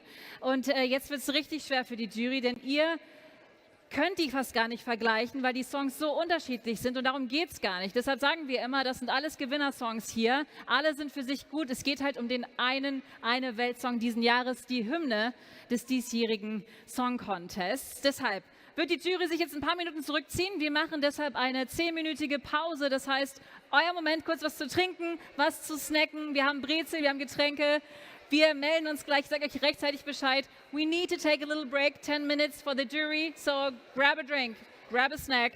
Geht gerne zum Stand von Engagement Global. Da gibt es die Alben von den letzten Jahren. The former albums of the Song Contest. You can have a look at the booth of Engagement Global and we'll be back in 10 minutes. Die Pause ist schon wieder vorbei, das ging schnell. Also kommt gerne wieder alle zurück. Macht's euch gemütlich. Und dann machen wir hier weiter mit unserem Programm. We're back. Hello, everybody. We're back. We'll continue in a few seconds. We just wait a couple of seconds for everybody to come back to their seats to not miss a minute. Genau, schnappt euch eure Getränke einfach, macht euch wieder gemütlich.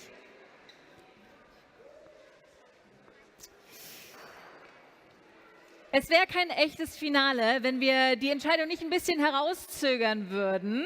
It wouldn't be a big finale if we wouldn't delay the decision a little bit. So, die Top 5, die heute Abend hier aufgetreten sind, die haben Unglaubliches geleistet. Wir haben es am Anfang von der Frau Neher schon gehört, über 3000 Kinder und Jugendliche haben ihre Songs eingereicht in diesem Jahr. Und auf dem Eine Welt Song Contest, auf dem neuen Album, finden insgesamt 23 Tracks Platz. Das freut uns enorm, dass so viele Tracks auf dem Album sein werden. So more than 3000 young people have given their songs to us, have sent their songs to us. And we're very happy that 23 of them will be on the new album. And some of them are here with us tonight. Und wir möchten die Gelegenheit nutzen, einen Teil der Teilnehmerinnen und Teilnehmer von den 23 Songs, die auf dem Album sind, heute Abend hier zu ehren. Und dazu möchte ich nochmal Frau Constanze Neher zu mir auf die Bühne bitten vom Entwicklungsministerium. Liebe Frau Neher, kommen Sie gerne zu mir hoch auf die Bühne.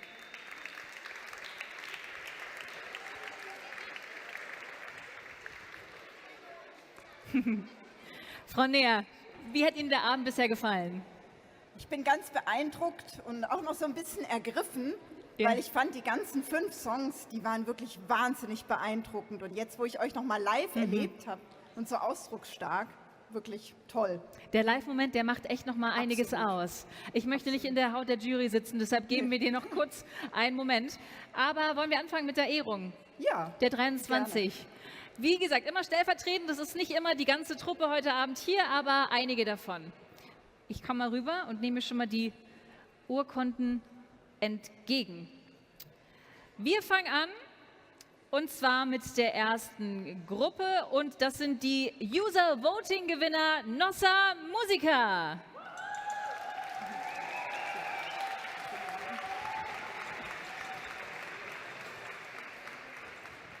Ja, herzlichen Glückwunsch an Anna Carolina Machado Rechtenwald.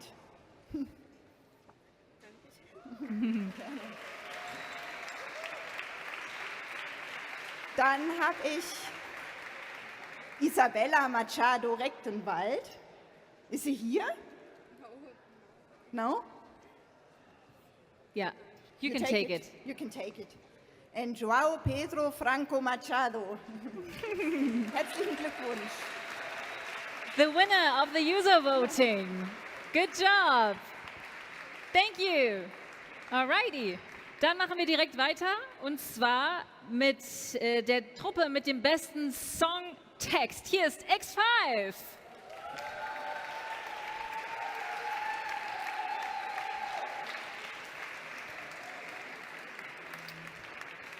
Okay.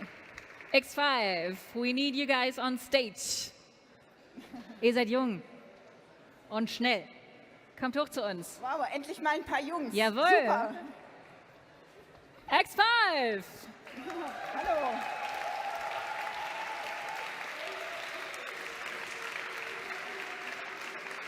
So, da habe ich hier den Luis Zingrebe. Das bist du. Herzlichen Glückwunsch. Und den Anton Mattes. Glückwunsch. Und dann noch den Jannik Passow. Ha, noch einer. Super. Und den Johannes Blumer. Nein, das bist du. Wunderbar. Und den André Repan. Herzlichen Glückwunsch an euch 5. Ein extra Applaus. Sehr schön. Euer Applaus. Wir sehen uns gleich wieder. Vielen Dank. Ihr könnt von der Bühne gehen. Danke, Jungs.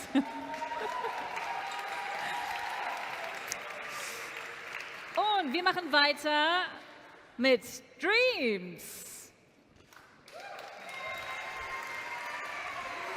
Ah. Hallo. Herzlichen Glückwunsch, den Erik Krüger. Stellvertretend für die ganze Band. Vielen Dank, nimm liebe Grüße mit.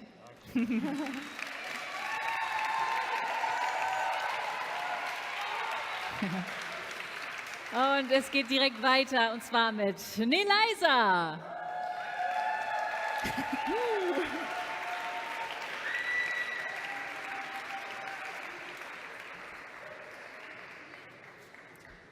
Ja, herzlichen Glückwunsch an Nele.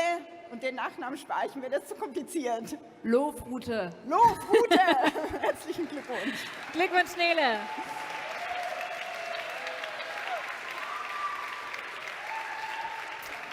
Und weiter geht's mit Pia Kemper.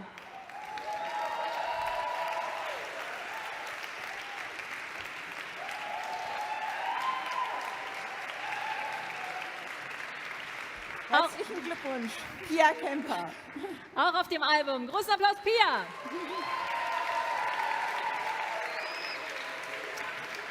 Weiter geht's mit Leonie Kaup.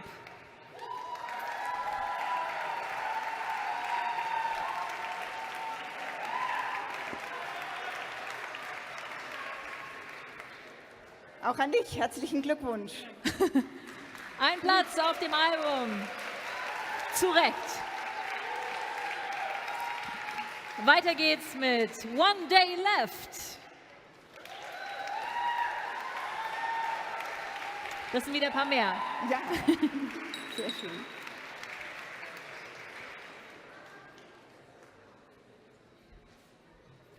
So, da habe ich wieder 4 auf der Bühne stehen. Da habe ich als erstes Tessa van der Linde. Herzlichen Glückwunsch. Und dann habe ich Annika Große. Und Luca Ambrock. Oh, sogar der Reihe nach. Ja, super. Und Jan Linse, ganz bestimmt. One Day Left.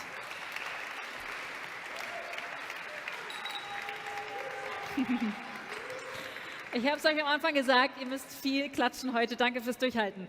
Weiter geht's mit Vian.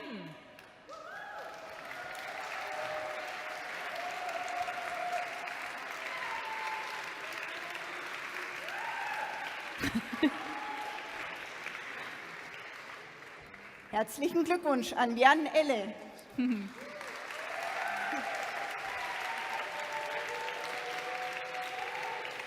Wir machen weiter mit Lazy Teens. Ah, da habe ich auch wieder ein paar mehr. Oh ja.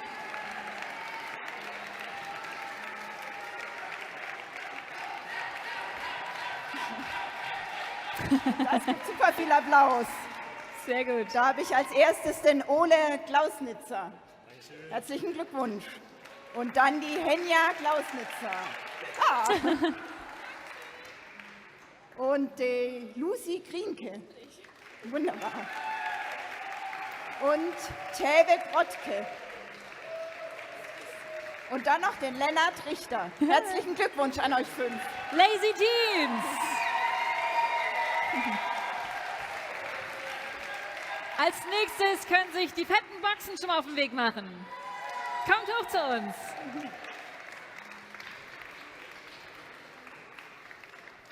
Gerne klatschen, bis sie oben sind. Vielen Dank. Die fetten Boxen. Glückwunsch an Maya von Lewitzow und an Lukas Sainz und an Lorenz Egelkraut. Herzlichen Glückwunsch. Die fetten Boxen.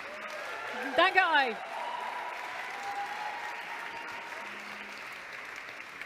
Weiter geht's mit Pelle Pankow.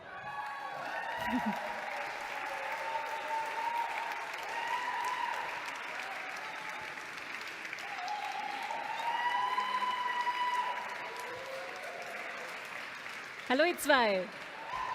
Hallo, du bist sicher Timea Pelzer. Herzlichen Glückwunsch. Und das ist der Samuel Pelzer. Glückwunsch.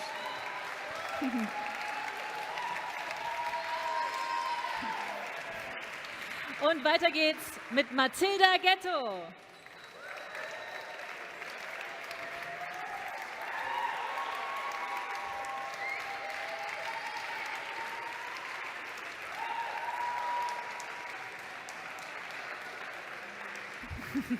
Herzlichen Glückwunsch an Mathilda Ghetto. Danke dir.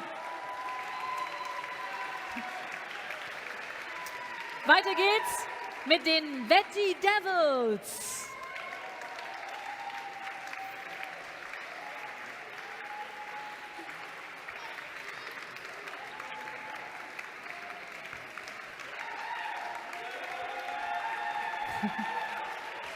Hallo. Herzlichen Glückwunsch an Sarah Ibner. Das bist du, wunderbar. Und an Helene Gericke. Betty Devils, vielen Dank euch. Und last but not least heute hier, Riesenapplaus für Ketchup.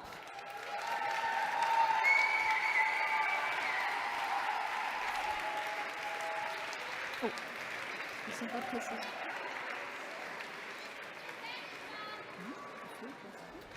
Reicht mir nach. Hallo. Hallo. Jetzt seid ihr auch ganz schön viele. Oh. Herzlichen Glückwunsch. Da habe ich einmal den Jonathan Wilbock. Das bist du. Glückwunsch. Und die Nicole Gerschun. Das bist du. Herzlichen Glückwunsch. Und die Theresa Eberhardt. Und da muss ich jetzt noch was Persönliches dazu sagen. Ja. Theresa geht in die gleiche Klasse wie meine Tochter. Herzlichen Glückwunsch. Wie schön. Ihr bekommt alle noch Urkunden. Wir haben für euch alle Urkunden. Aber überraschenderweise sind mehr von euch da als ursprünglich geplant, was uns mega freut. Deshalb wollten wir euch den Moment auf der Bühne auch schenken. Die Urkunden reichen mir nach, aber den Applaus bekommt ihr jetzt schon. Ketchup!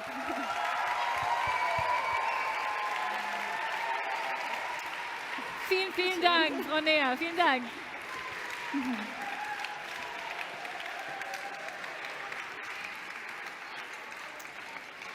So viele tolle Songs sind wieder auf dem Album. Das Album wird es im Frühjahr geben. Also macht euch bereit für ganz viele, ganz besondere Songs. Seid ihr bereit für die Entscheidung? Ja, ging so. Ging so, würde ich sagen. Dann warten wir noch ein bisschen mit der Entscheidung.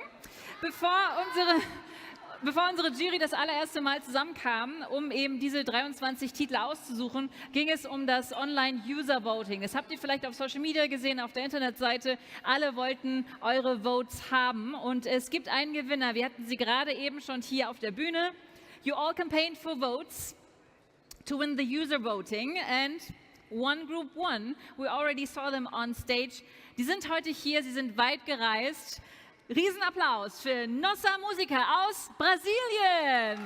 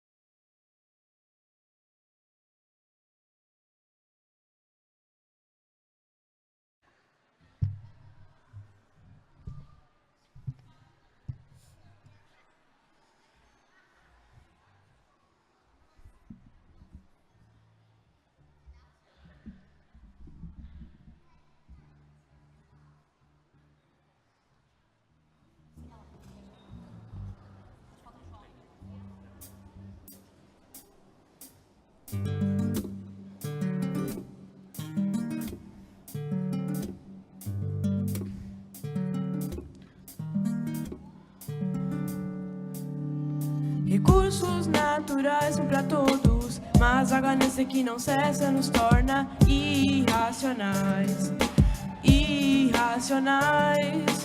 Empacotamos, engarrafamos, processamos, poluímos, destruímos, caçamos, invadimos e incineramos.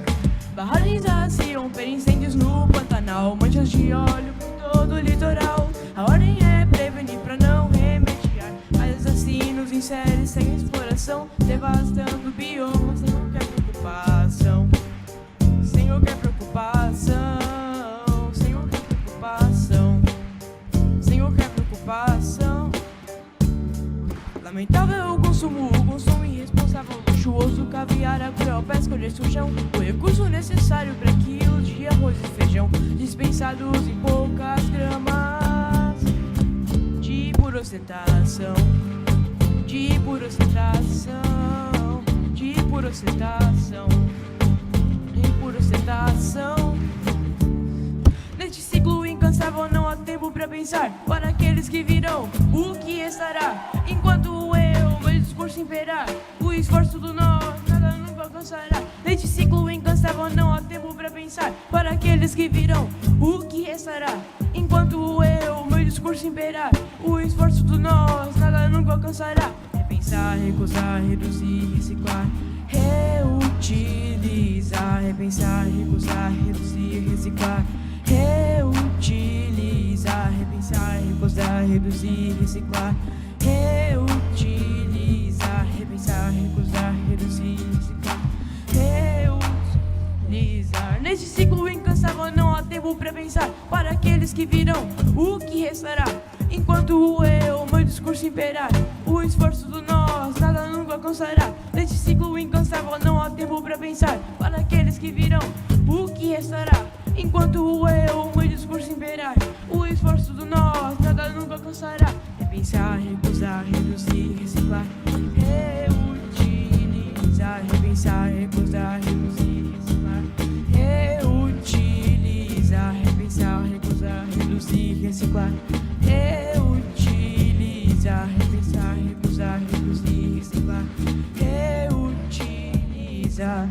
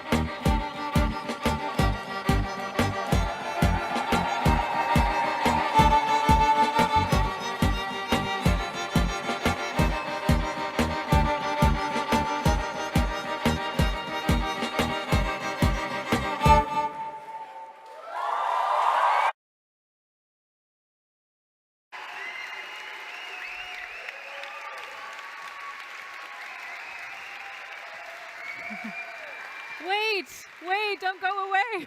Don't go away, come back.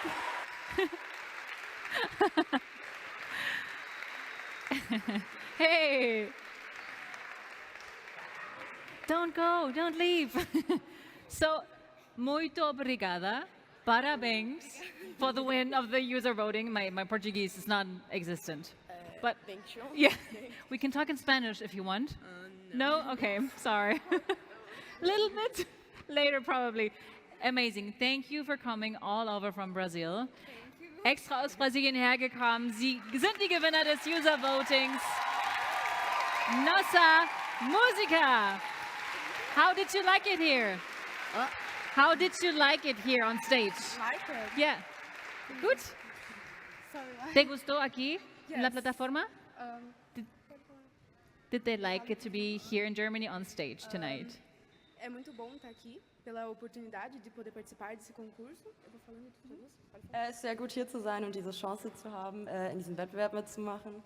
E então eu fico muito feliz de poder estar aqui com meu primo e passar esse tempo na Alemanha, que é muito bom também. Ich bin sehr glücklich, diese Zeit hier mit meinem Cousin zu verbringen und so eine schöne Zeit hier zu haben. Eu gostei muito de conhecer pessoas novas e de conhecer a cidade. Eu gostei bastante mesmo. Ich fand die Stadt sehr schön und ich habe mich sehr gefreut, neue Leute kennenzulernen. Quer falar alguma coisa? Também gostei muito desse momento aqui. Eu nunca saí do Brasil e foi realmente muito bom estar aqui.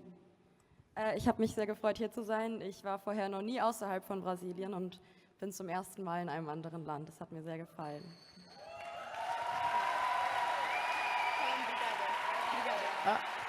Obrigada. Obrigado. Muito obrigada. Nossa Música.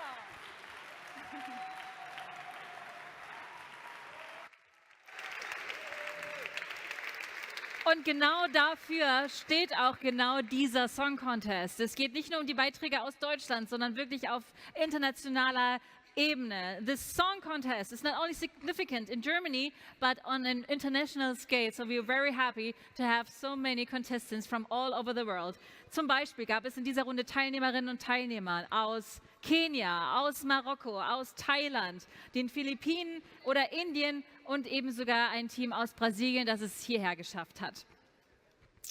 Ja, many different countries participated this year on the song contest, but one team made it to Germany, Brazil. But we say hello to all of you watching this live stream now. Einen riesengroßen Applaus für alle internationalen Teilnehmerinnen und Teilnehmer.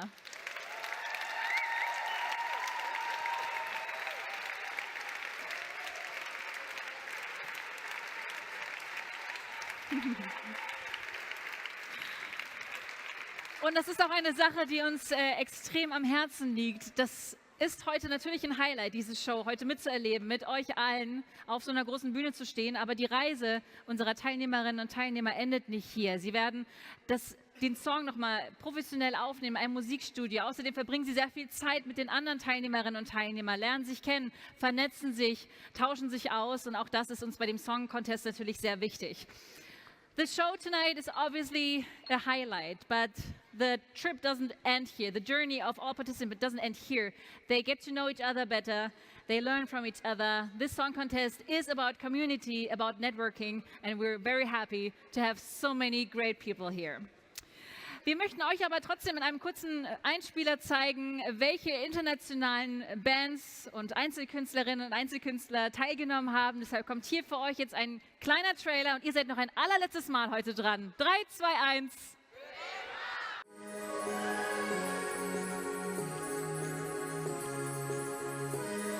Hi, we're the Expedition. Hi, it's Jamil. I'm 21 years old and I'm from Senegal.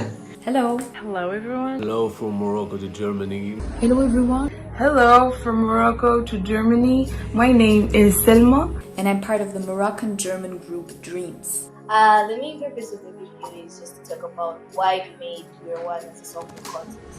Well, we wanted to talk more about racism. It's been a problem, and we just wanted to, address it through the music. We wanted to just show that even though we have different cultures, colors, and we're from different continents, we're still one. and she became number one. I would like to thank the jury for the special prize of Africa. It makes me so proud. I was told about this contest only 2 days before the deadline. I wrote the song Chapkan of Overnight. I talked about access water because it covered multiple challenges, including global warming, geopolitics, but also the condition of women. Song Unity spreads a beautiful message of acceptance. Unity is like a powerful bond that connects us all, reminding us that we are stronger when we stand together as one. The song is also about recognizing how each person of us has their own perspectives and their own experiences, no matter what the race, the beliefs, and the religion. In the end, it's all about celebrating our similarities and embracing our differences, because humanity is rich in its diversity. And I wish the best to the 5 finalists of the contest. Good evening and good luck for the 5 finals. Wish you A nice event. All the We best. are the The Expeditions. Bye. Bye.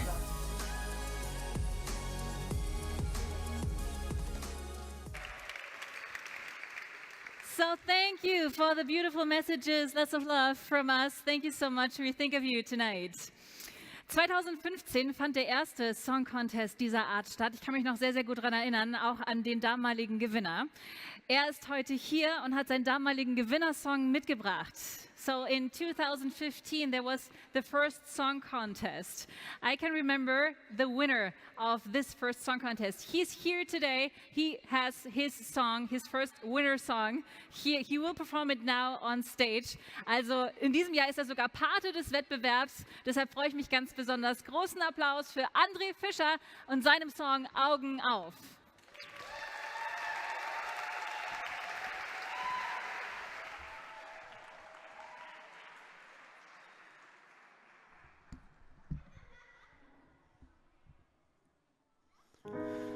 Ja, Jess, vielen, vielen lieben Dank für die sehr, sehr nette Anmoderation. Genau, wie Jess schon gesagt hat, es ist jetzt bei mir mittlerweile 8 Jahre her, dass ich diesen Song geschrieben habe. Deswegen, ich weiß ganz genau, wie sich gerade alle Finalisten fühlen, wie aufgeregt sie sind. Und ich wollte noch mal eine Sache loswerden. Ich durfte jetzt Teil dieser Jury sein und wir haben uns viele, viele Songs angehört. Und klar, am Ende gibt es einen finalen Gewinner. Aber ich denke, da spreche ich für die ganze Jury. Ihr seid in unseren Augen alle Gewinner. Ihr habt wirklich tolle Lieder geschrieben, tolle Texte verfasst und ja, macht weiter so. Das war mir noch ganz wichtig, das zu sagen. Dankeschön.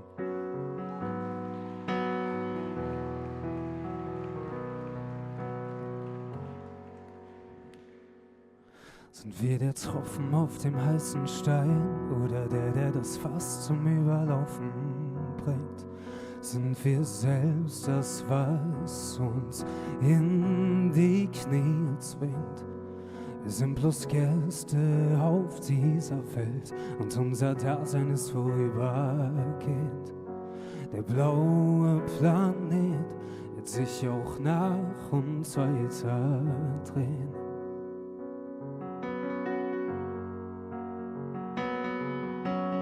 Macht eure Augen auf, wir sind alle Kinder dieser Welt. Macht eure Augen auf, sie ist es, die uns am Leben hält. Macht eure Augen auf, Hunger, Zerstörung, Krieg und Leid. Um das Blatt zu wenden, bleibt uns nicht viel Zeit. Sind wir alle die Zerstörer von gestern oder sind wir die Macher von morgen? Und wir nicht leben unbeschwert wie ein Kind, ohne Ängste, ohne Sorgen. Wir sind bloß Gäste auf dieser Welt und unser Dasein ist vorübergehend. Der blaue Planet wird sich auch nach uns weiter drehen.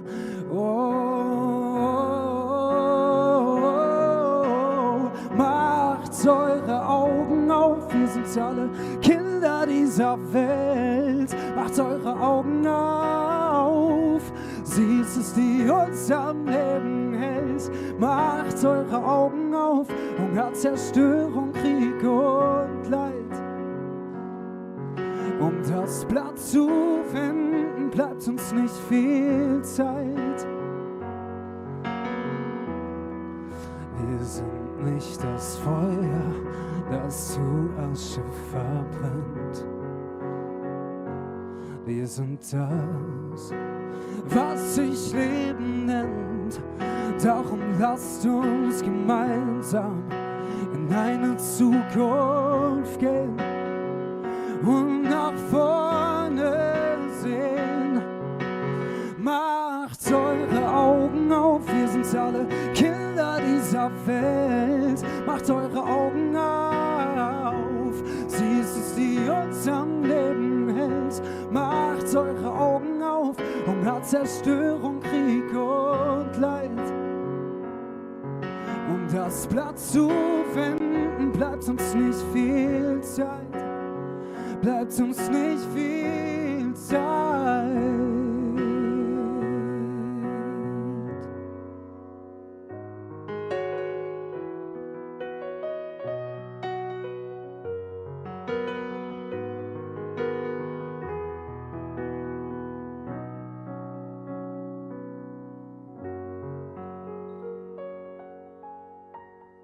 Vielen, vielen Dank. Danke.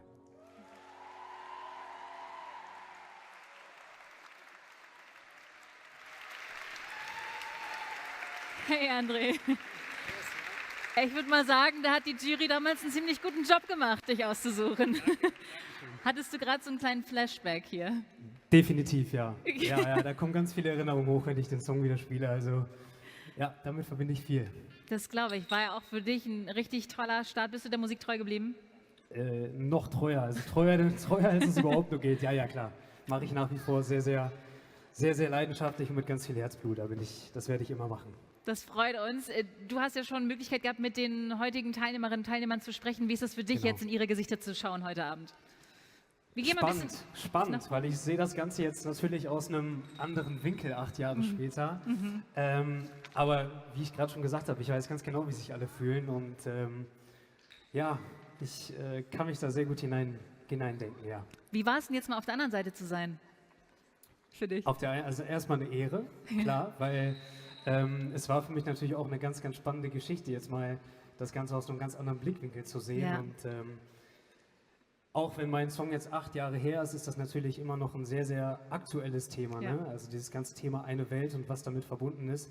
Und ich finde es sehr, sehr spannend auch zu sehen, wie jetzt die Generation, die jetzt sozusagen nach mir kommt, mit dem Thema umgeht und über was da so nachgedacht wird. Ja, ist immer spannend, dass es immer so ein spezielles Thema gibt in fast jeder Runde, was die jungen Leute am meisten beschäftigt. Diesen wunderbaren Song gibt es auch immer noch auf dem wunderbaren Album. Also ihr könnt da auch sehr gerne noch mal am Stand vorbeischauen.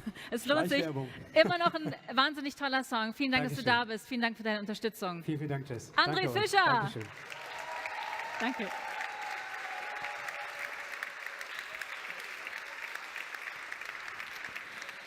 Jetzt sind es wirklich nur noch ein paar Minuten bis zu der großen Entscheidung. Only a couple more minutes till we know who is the winner tonight. Und wir wollen die Minuten nutzen für einen allerletzten Act heute Abend. Er ist einer der Unterstützer der allerersten Stunde. Er war auch in mehreren Runden schon Pate des Wettbewerbs. Er hat sogar bei 2 Auftaktsongs mitgeschrieben. Er ist auch im Video Augen auf von André Fischer zu sehen. So we have one last show act before the big decision tonight. He, who is going to be on stage now, is one of the supporters from the very, very beginning. So a big round of applause. Einen großen Applaus. Ich freue mich sehr, dass er hier ist. Fago!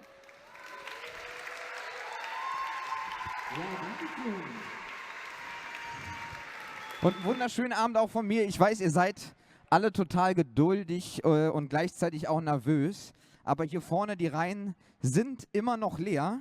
Deswegen doch lieber ein bisschen Musik, als einfach nur so zu warten. Und ich habe auch nicht nur einen Song mitgebracht, sondern ich habe mir gedacht, es sind so viele Jugendliche engagiert und es sind tolle Beiträge dabei, die wir hier gar nicht auf der Bühne gesehen haben. Und trotzdem sollten die eine kleine Ehrung bekommen. Und ich habe tatsächlich einen Song versucht zu schreiben, in dem ich alle Acts, die auf dem Album landen werden, inklusive der Songtitel, in einen Text zu vereinen. Das heißt, in meinem jetzigen Song wird jeder irgendwie, der hier gerade sitzt und an diesem Song Contest beteiligt ist, in irgendeiner Form vorkommen. Ich habe diesen Song erst am Dienstag geschrieben. Ich habe ganz, ganz viel geübt. Ich hoffe, ich kriege das jetzt hin. Wünsche euch ganz viel Spaß bei diesem Song. Und ja, für euch eine kleine Ehre hier, was ganz Besonderes. Viel Spaß. Yeah! Eine Welt Song Contest Volume 5. Wieder mal die ganz große Show. Eine Welt Song Contest mit Artist auf Top-Niveau. Oh, bereits zum 5. Mal zeigte die Zukunft der Welt, dass sie viel kann und nicht schweigen.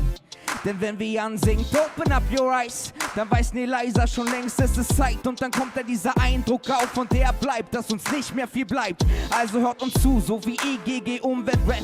Längst sich abgedreht, unsere Zukunft ist jetzt. Es wird keine Gewinner geben, wenn wir so weitermachen.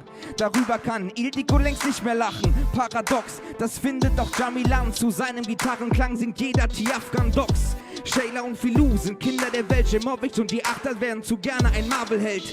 X5 sind with Future Memories da. Lazy Teens liefern Medizin gegen das Fieber. Ketchup sind längst schon keine Alltagsflieger. Sie kommen immer wieder, genau wie unsere Lieder. Oh, wir sind alle Kinder dieser einen Welt. Unsere Weichen sind auf Zukunft gestellt. Unser Zug rollt los, es gibt nichts, was uns noch hält. Auf dieser Reise in diese eine Welt, yeah. Oh, bitte mach mal laut, dieser Song ist wie für mich gemacht. Dank Leonie Kaubsack hört ihr die Sirenen, Pia Kemper singt vor Schmerz. Und Nele und Jodys Brief erobert unser Herz im Sturm. Und schon hört man sie berichten, ja die fetten Boxen sind Klimaterroristen. Auch wenn das doch nicht nur die Veggie Devils wüssten. We are one, ja genau wie The Expeditions. Und so mischen sich Sprachen mit den Geschichten, in denen uns von 50 Jahren noch Menschen berichten, als wären sie Blood and Chemicals. Wonder left, ihr habt recht. Und das sagt sogar ich, es als Millennium. Gegenwart ist Silber und die Zukunft Gold. Frag mal Pelle Panko, wenn ihr nur wollt. Der Weg zum Licht nicht so leicht zu finden, aber dank Maschuka hört man unser Lied auch, bekannt als Nossa Musica überall. Ja genau, wir alle haben Dreams. Zugpferde von Lius ist schon jetzt ein Evergreens. Und es fließt Blut nicht nur in den Straßen von Matilda Ghetto. Doch wir drehen den Spieß jetzt um, komm mal, let's go. Wir sind alle Kinder dieser einen Welt. Unsere Zeichen sind auf Zukunft gestellt. Unser Zug rollt los, es gibt nichts, was sie noch hält. Auf unserer Reise in diese eine Welt. Diese eine Welt. Dankeschön. Vielen Dank nochmal an alle, die mitgemacht haben. War mir eine riesengroße Ehre, diesen Song hier zu schreiben. Und ich glaube, es sieht ganz gut aus, dass die Verkündung gleich stattfinden kann. Und deswegen beeile ich mich jetzt mit meinem zweiten Song und dann geht es auch wirklich los mit der Siegerehrung.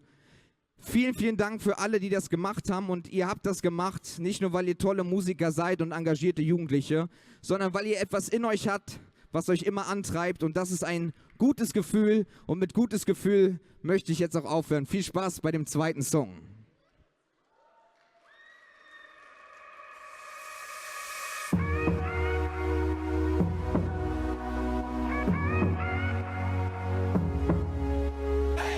Ob du auf Tanzen stehst, ausgehst und da lange pennst, ob du gern chillst oder wie ein Irrad durch dein Leben rennst, da steckt etwas in dir, was wie ein Feuer brennt, das sich nicht löschen lässt, dich ausfüllt in jedem Moment. Ob du am Limit lebst, immer aufs Ganze gehst oder dich am wohlsten fühlst, wenn du nicht erste Reihe stehst.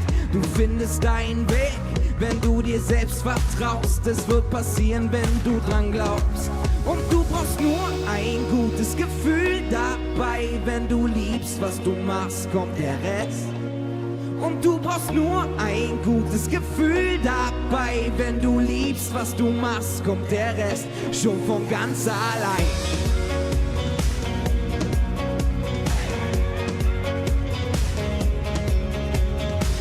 Ob du das große Geld oder deine Freiheit suchst, du lieber Zweimannzelt oder direkt 5 Sterne buchst, allein auf Reisen gehst oder mit deinem besten Freund, du machst es, weil du's machen musst, nicht weil ein anderer davon träumt. Und wenn du das jetzt hörst, dann nimm dir kurz die Zeit, gib deinem Bauchgefühl mal wieder die Gelegenheit, für einen Augenblick wieder dieses Kind zu sein, das mit nem Lächeln zu dir spricht. Und du brauchst nur ein gutes Gefühl dabei, wenn du liebst, was du machst, kommt der Rest. Und du brauchst nur ein gutes Gefühl dabei, wenn du liebst, was du machst, kommt der Rest schon von ganz allein. Oh, oh, oh, oh, oh, oh, oh, oh, schon von ganz allein. Oh, oh, oh, oh, oh, oh, oh, von ganz allein. Und nur du allein weißt, wofür du lebst. Nur du allein weißt, wofür du lebst. Nur du allein weißt, wofür. Wenn du liebst, was du machst, kommt der Rest. Und du brauchst nur ein gutes Gefühl dabei. Wenn du liebst, was du machst, kommt der Rest schon von ganz allein. Oh, oh, oh, oh, oh, oh, schon von ganz allein. Oh, oh, oh, oh, von ganz allein. Wenn ihr liebt, was ihr macht, kommt der Rest schon von ganz allein. Dankeschön, habt noch einen schönen Abend. Ich drücke euch die Daumen und bin jetzt sehr, sehr gespannt, wer hier den Preis mit nach Hause nimmt. Tschüss. Vielen Dank, Fargo. Danke dir. Mega. Es hat sich jetzt gar nicht lang angefühlt, auf die Entscheidung zu warten. Vielen Dank, Fargo, für die wahnsinnig tolle Ablenkung. Aber ihr habt gesehen, die Jury ist zurück, so the jury is back. So we know who will be the winner of this year's Song Contest. Wir wissen gleich, wer der diesjährige Gewinner oder die Gewinnerin ist. Und deshalb, wenn wir im Fernsehen wären, würde ich jetzt sagen, wir gehen kurz in die Werbung. Aber machen wir natürlich nicht, versprochen. Jetzt sind wir soweit. Deshalb bitte ich jetzt Constanze Näher nochmal zu mir hoch auf die Bühne.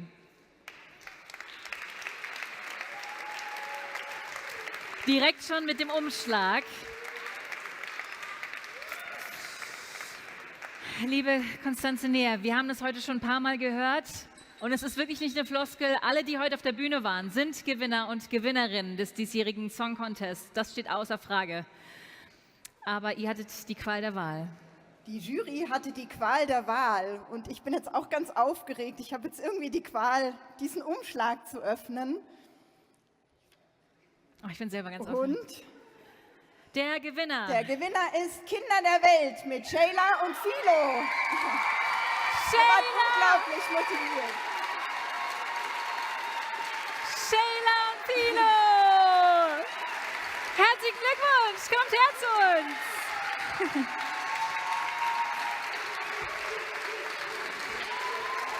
Yes! Herzlichen Glückwunsch! Mega! Herzlichen Glückwunsch! Wow! Euer Applaus!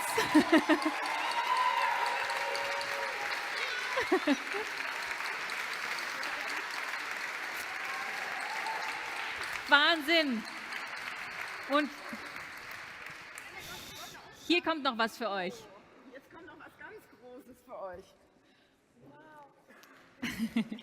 Herzlichen Glückwunsch! Ihr bekommt ein professionelles Musikvideo. Ein Kamerateam wird mit euch ein richtig cooles Video drehen zu eurem Song Kinder der Welt, den wir uns alle angucken werden. Also wirklich unsere Gewinnerinnen Sheila und Philo.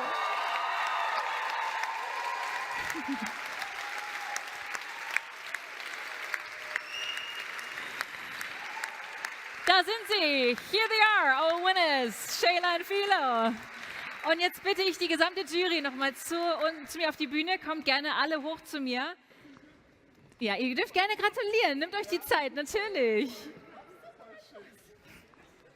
Ich kann euch in der Zwischenzeit schon sagen, das neue Album wird es ab dem Frühjahr geben. Alle Infos, alle Songs findet ihr auch auf eineweltsong.de. So the new album with all the 23 songs will be released in spring next year. And you can find all the infos about the songs on www.eineweltsong.de. An der Stelle nutze ich ganz kurz den Moment, um Danke zu sagen an alle, die das hier möglich gemacht haben, an das gesamte Team, die Organisatoren, natürlich Engagement Global, aber auch Kreativkonzept, dem Technikteam, unsere Fotografen, die Filmer, die heute hier sind, das Social Media Team, das Team vom Basecamp hier und allen Helfern im Hintergrund. Thank you to everybody involved on this amazing event. A big round of applause for all the helping hands.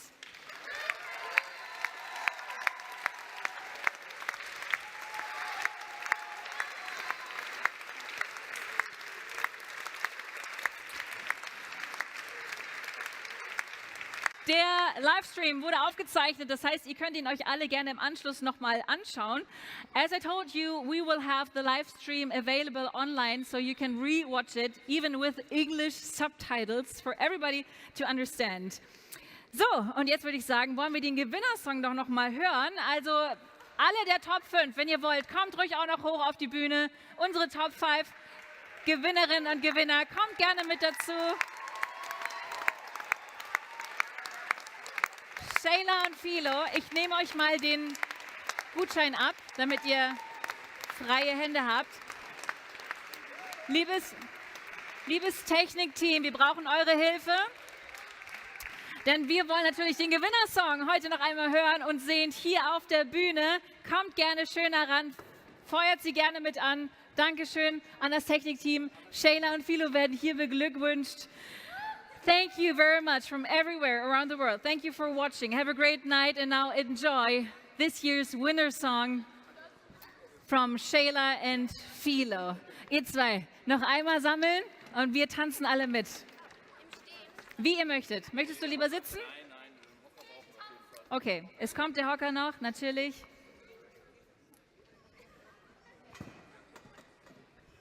Darf ich den einmal kurz...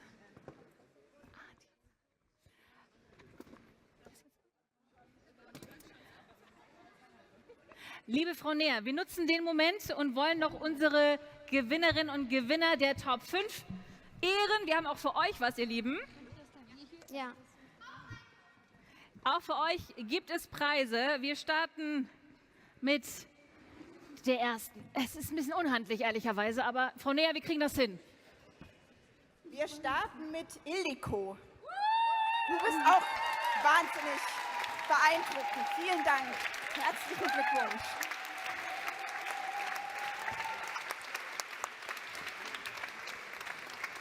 Und Mashuka, dein Song, deine Ballade ist uns auch wahnsinnig unter die Haut gegangen. Vielen Dank. Nele und Josie, herzlichen Glückwunsch. Und Lius, Glückwunsch.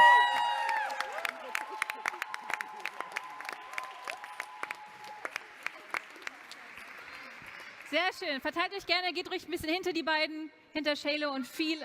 Geht ruhig ein bisschen, genau, rutscht mal ein bisschen rüber. Macht's euch kuschelig, ihr kennt euch doch alle. Sehr gut.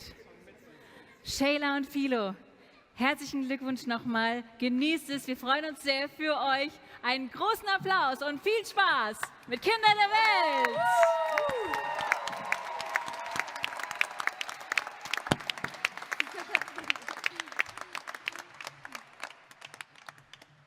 Na, mal sehen, ob das Dingsbums da hier nicht wegfliegt. Okay.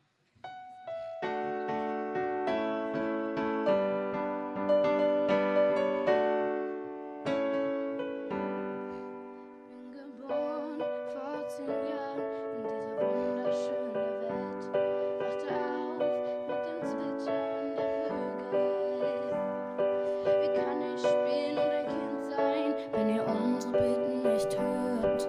Die Erde wird ja auspressen, unser Paradies zerstört. Die Erde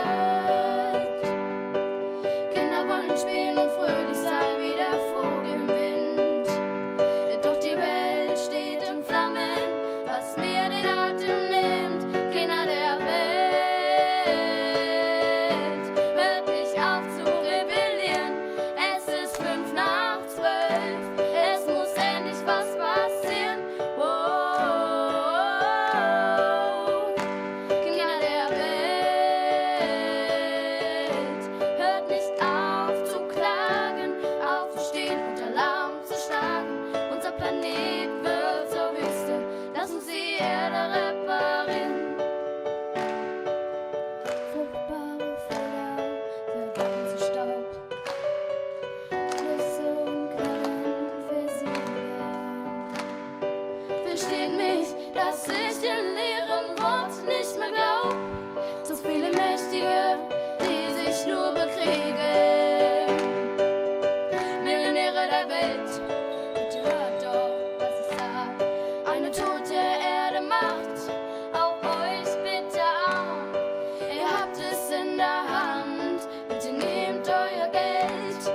Bitte fliegt nicht in das All, sondern rettet die Welt, Kinder der Welt. Hört nicht auf zu rebellieren, es ist 11:55. Es muss endlich was passieren. Oh, Kinder der Welt.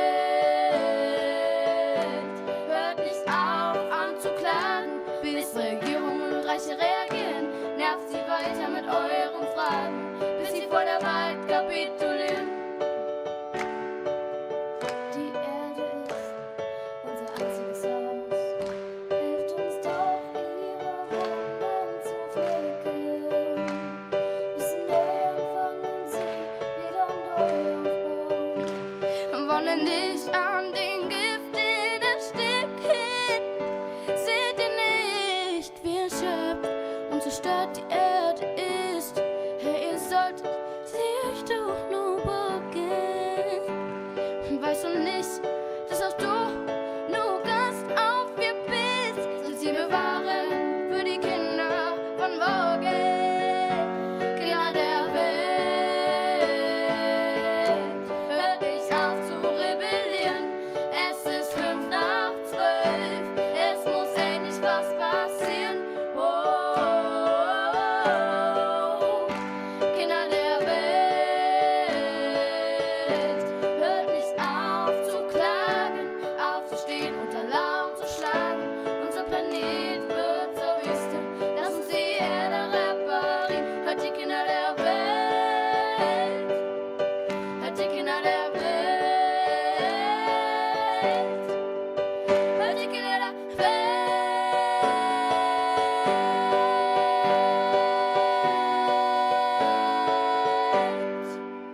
hört die Kinder der Welt. Dankeschön.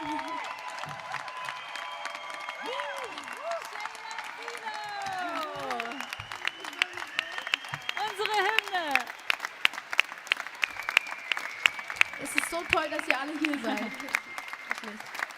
Vielen, vielen Dank. Vielen, vielen Dank an euch alle. Vielen Dank für die Unterstützung. Euch einen schönen Abend. Have a great night. Thank you for everything. Ich bin Jess. I'm Jess. Bye bye. Schönen Abend.